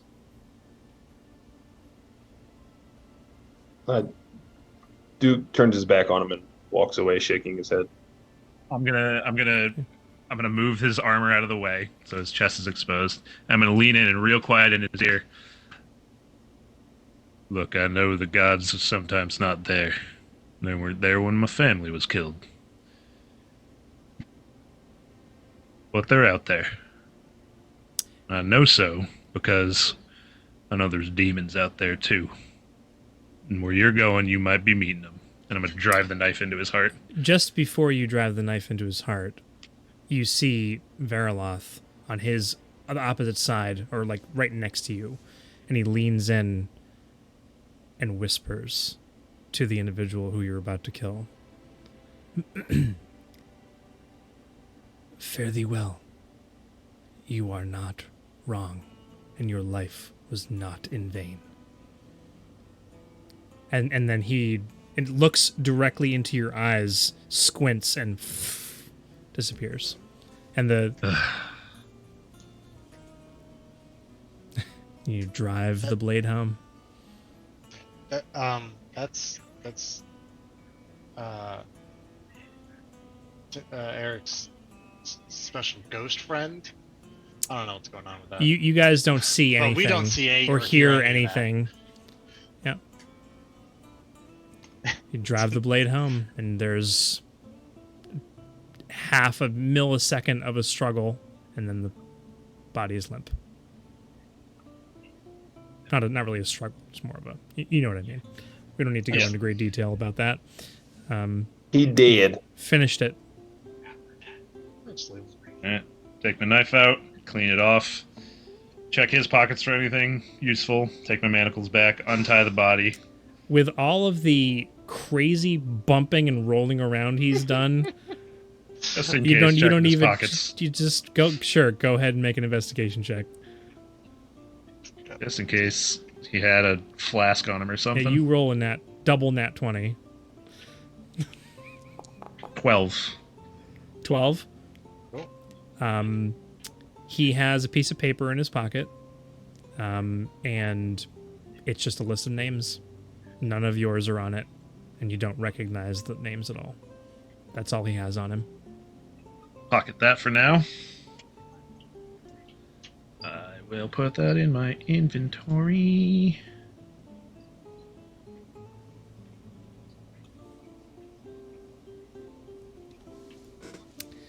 And then take my manacles back. This got dark untie tonight, him. guys. And now the secret for later, which was the log, gonna go ahead and roll the log out of the way. Oh, I'm sorry. Gade can have Adam. Nah. Whatever he wants. That was just Whatever's intimidation. left. Whatever's left, if Gade does or does not, gets put under this log, and then the log rolled back on top of him as a makeshift grave. Gade kind of walks over and kind of up the body, and then saunters away back to Pretty Thrall. much. Yeah. Listen, just because it's your mount doesn't mean I don't control it. Yes, it does. No, no. It is not a sentient being that's your pet. I mean, it is your pet, but it's also your mount, and I control your mount. I'm not gonna have him do stupid things or things that you don't want him to do. I'm just gonna RP him because that's how it should work. Unless you want to have a conversation about that separately, and then maybe it'll change next session. I don't know. Anyways, Take a nap. so you lay the body down. You roll the log back over it. I'm assuming, right, and just kind of hide it under the log Yep. in the This, divot. this is a makeshift grave that we didn't have to dig. Gotcha. Love not digging. He was wearing. Well, it's. Yeah, I mean, it's not really usable. I was gonna say it's studded leather, but That's banged yeah. up and way too obviously roughed doesn't up. have his weapons on him or anything like that because he doesn't have any of that stuff. In fact, Duke has his short sword. Sure do. Yeah. Sure do. He never even asked his All name. right. Nope. All right, back to town we go. We can finally probably rest, and then maybe we could ask old Corbin about what the Chainless might have wanted to be coming into town to trade for, with someone as high and mighty as Saigar. We could also, when they roll into town, we could just watch and see who it is that they contact. Yeah, I don't know. I'm kind of getting at the end of my rope here. I could use a rest, and after that rest, they may be come and gone by then. This is very true. We got a choice to make here. Okay. So you guys ride the 20 minutes back to that same entrance or exit of Beacon. The doors, as you're approaching, you can see from many hundreds of feet off, even through the dense forest as you kind of exit it. The doors are actually closing, and you see something on the other side of it. Can't quite make out what it is from this distance, but the doors are closing. And you approach, and the guards kind of like look down at you with wide eyes and don't say anything. And they're like, they just watched you leave, so they know who you are, and you're just coming back. It's been like 45 minutes at this point. And they like turn very, very like stiffly, like turn and look down the other side. You can hear people talking on the inside of the walls. You hear the sounds of wagon wheels. And they turn back and they look down at you and don't say anything.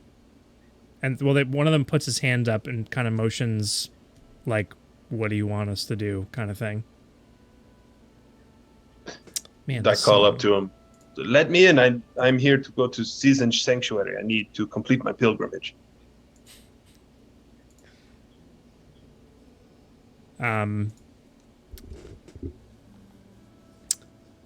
So you say that, and so one of the guy who's like motioned, what do you want us to do, kind of leans over and like is whispering from like 30 feet in the air, but like trying to like, no, it's like, just give it 2 minutes. Do you really want us to open the door right now? The chainless are already here.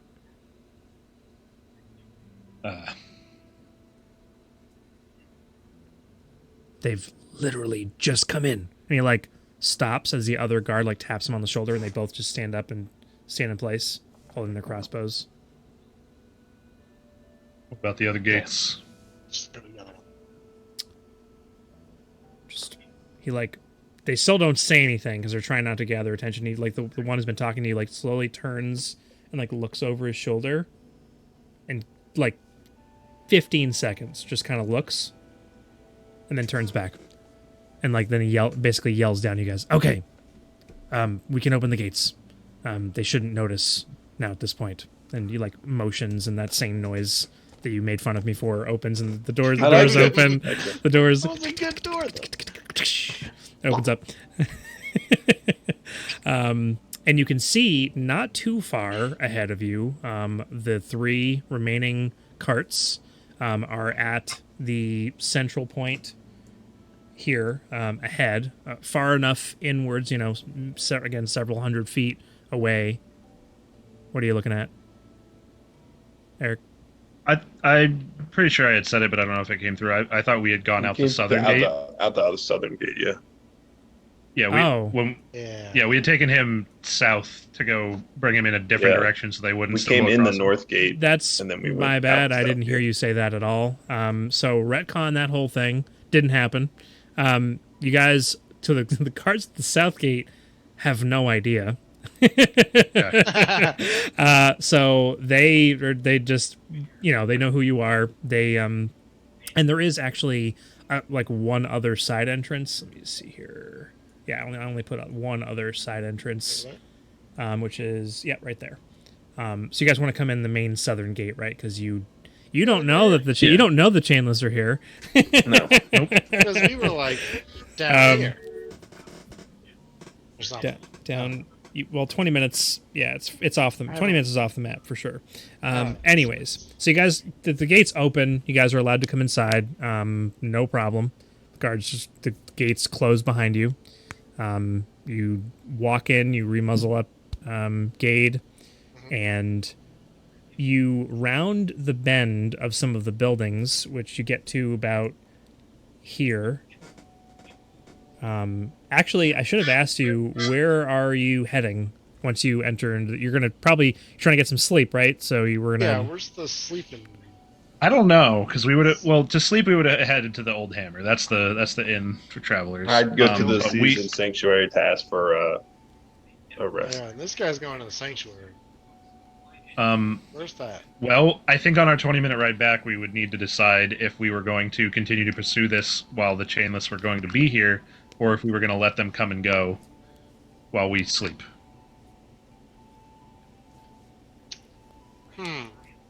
Because don't I forget, think if they're here, we might as well watch them. And I mean, we do need rest though. So you weren't sure exactly when they were going to be arriving. So I'm kind of curious. We could look. They'll probably come in from the north gate, and they'll probably come with those wagons. They ain't going to get to too many hiding spots in town, so they'll probably come to the main area right outside the inn. If we want, we could wait for them, We have a few ideas, but nothing really concrete to go on. So we could wait for them there around the plaza, watch them when they come in, see who they talk to, see where they go to talk to people, try and get an eye on them from there. Because, like I said, I am real tapped out here. Could use the. I ain't looking to get into no more scuffles without a rest behind me. So, I figure the best we can do is keep an eye on them and take a look, see what they do while they're here, and then go from there. Unless the two of you feel up to fighting 10 armed men. No. No. How's that sound then? Post up near the town square and then watch for them? Yes, I think that is probably the best thing for us to do.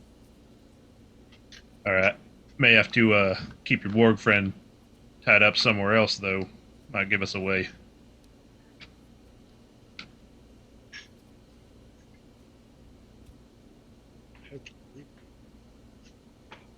What?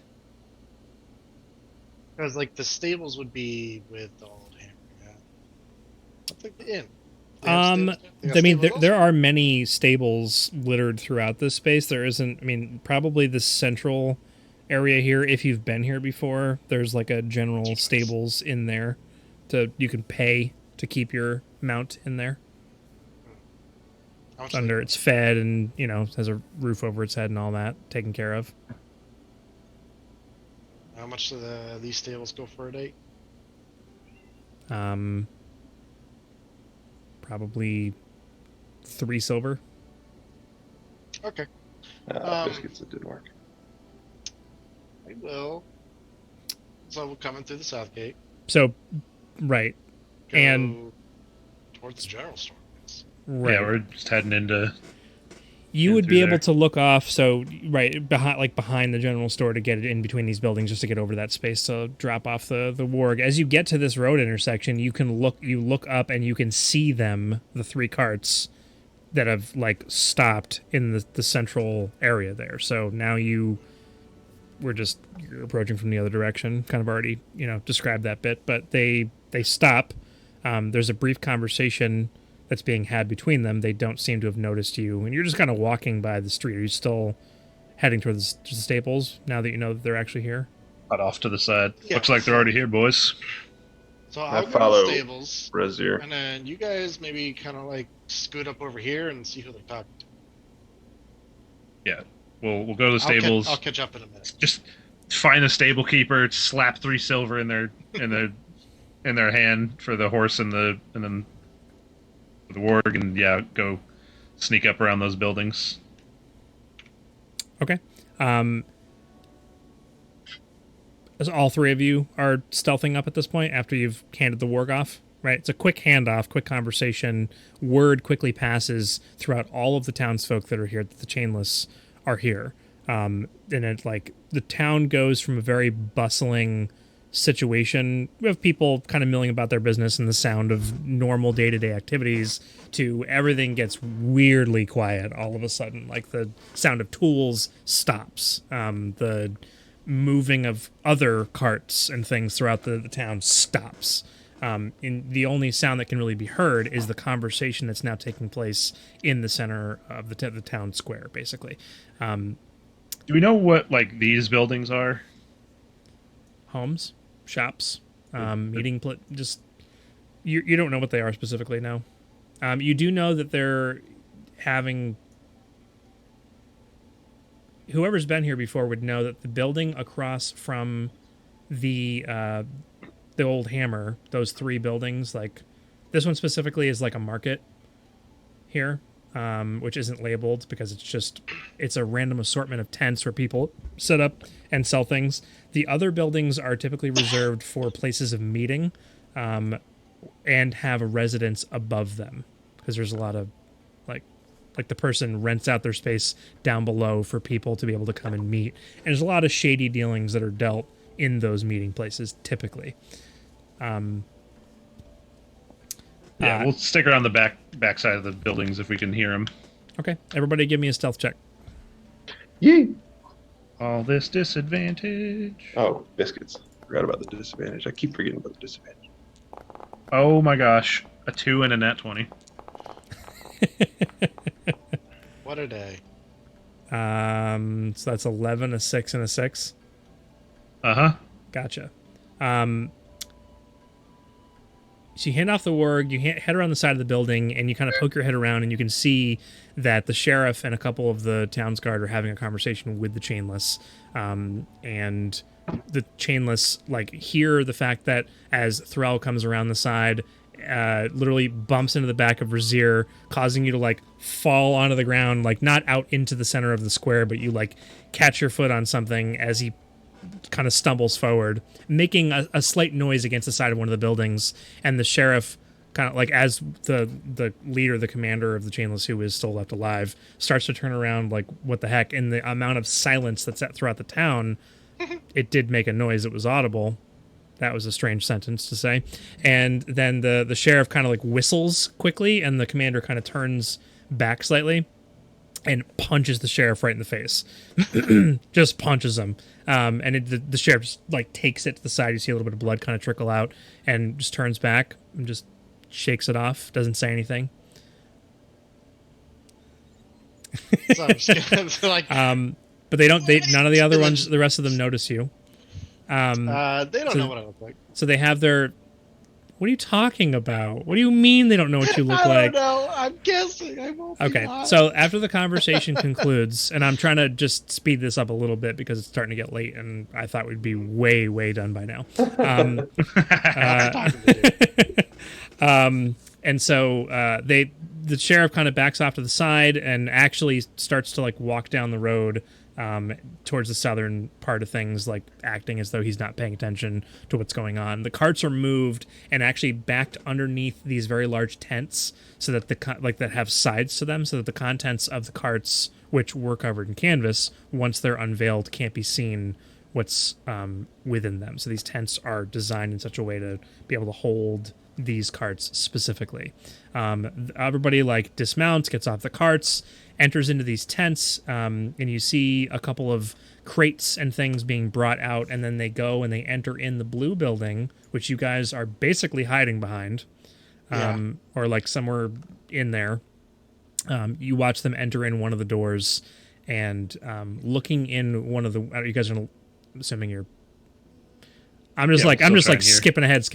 Yeah, no, that's fine. Like, that's fine. Just go. Yeah, look through the window. What the fudge? Normal sessions, I won't be doing that, but this is the starter session. We'd want to try to, Anyways, you guys look in one of the windows, and you can see that there are 4 individuals that are heavily cloaked. You can't really see who they are. There's a table that's been set up, and they're bringing goods in, and there is a conversation that's being had, but the windows are closed, and you can't hear what they're saying.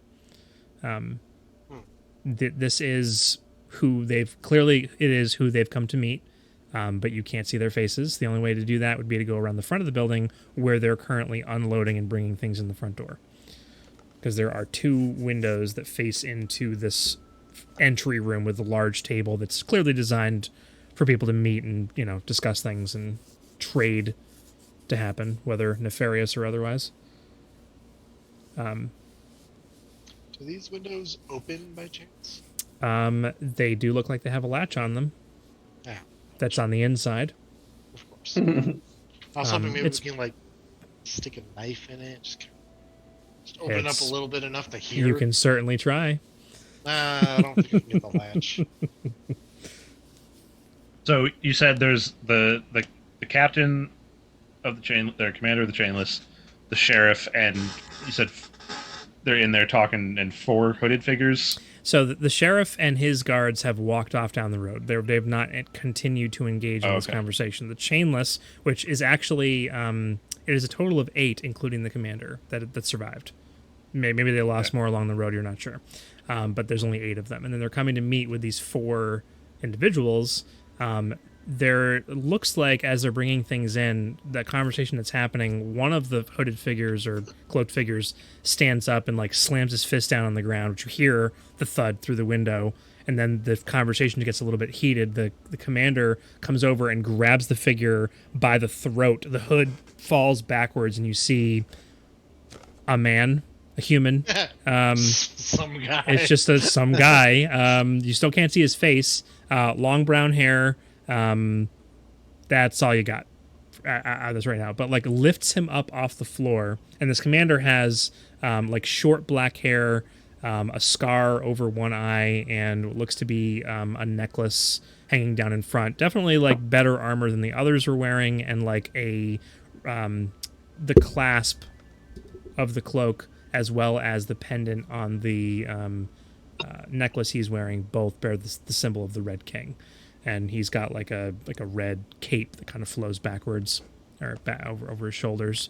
Lifts him up off the ground, says a few words to him, and then like throws him down into the chair. And he like clatters to the ground. The chair like breaks and he slides up against the wall with seems like almost inhuman strength that this guy's got. This commander guy. But the person stands back up and like moves the chair off to the side, sits down in another chair, and waits for the rest of them to bring in all their goods. What are the rest of you guys doing? Watching this. You're just watching this happen? Yeah. I think so, yeah. Not much else we can do. What the heck's going on? Okay. All right. They finish. You're gonna. Okay. I'm gonna want to describe the entire thing as it's going on here. But at a certain point, after they've finished unloading whatever goods they have, there are no other people that are unloaded. It seems like the only cart full of people was the cart that you guys were on. As that comes to a conclusion, the people sitting at the table seem to have recognition that there's no people being given to them, and all four of them stand up, and one of them draws a sword, and so there's now 8 chainless standing inside, with one of the 4 cloaked individuals, the person who was thrown down to the floor, draws a sword. And the commander kind of steps forward, kind of snaps his fingers, and a 9th figure appears, who is clearly invisible off to the side. Holds this figure is like robed, has like purple gold etched robing, and then on the top of where the hood comes down to a point is a symbol of the Red King as well. Holds up a hand, and like a bunch of fire begins to collect in the palm of this person's hand. The 3 other cloaked figures who were sitting at the table, who stand up, all pull out guns and start shooting the 8 other figures that were there. The mage character releases what you presume to be a fireball as the entire underside of this building, just the windows as you're looking through them, outwards as a fireball rings out from the inside. And hold on. This music isn't fitting for what's happening right now. Just calm music. Yeah, we're gonna use this one because we're about to fade out pretty soon here. So, as the fireball rings out, you like the smoke clears. You guys have to like shield your eyes from the broken glass from the surrounding of this building. And you're able to glance and see and hear the sound of a few individuals. You're not sure who survived, who won this conflict that just happened inside of this building in front of you. Some figures jump into one of the carts and start racing towards the south end of town. You catch a glimpse, and it seems like the commander and 3 other individuals, one of which being the mage, actually survived the fireball. On the inside of the building, there's a bunch of charred remnants of people. The canvas on the back of the cart is like flapping in the wind as they're taking off, heading south down the road. The cart is interrupted, and as 2 figures, who we'll introduce in 2 weeks, come walking around the side of a building, scaring the horses, causing it to come to a resounding halt as 2 of the like armored chainless figures get sent careening over the heads of these 2 figures, landing prone, like sliding several feet on the other side of them as the mage stands up, fire emanating from his hand, the commander standing up and shouting to take out these 2 individuals that have just stopped them in their tracks as they're heading out of town with some kind of cargo. You're not sure what happened or why they're leaving and running away. Eldritch Blast. So I'm assuming that you are running to their aid. They've gotten like the cart was moving quite quickly, so they got to about here approximately on the map. Sure. So you watch them like racing, and that's approximately where this Run happened. out here into the road and shoot him in the back. Gotcha. Alrighty. Yeah, it seems like everybody in this interaction needs to get shot. I Oh, don't know yeah. what's going on. So, you but guys no don't- one's the good guy. So that is the ending of this starter session. Thank you all very boy. much for playing. That was crazy fun.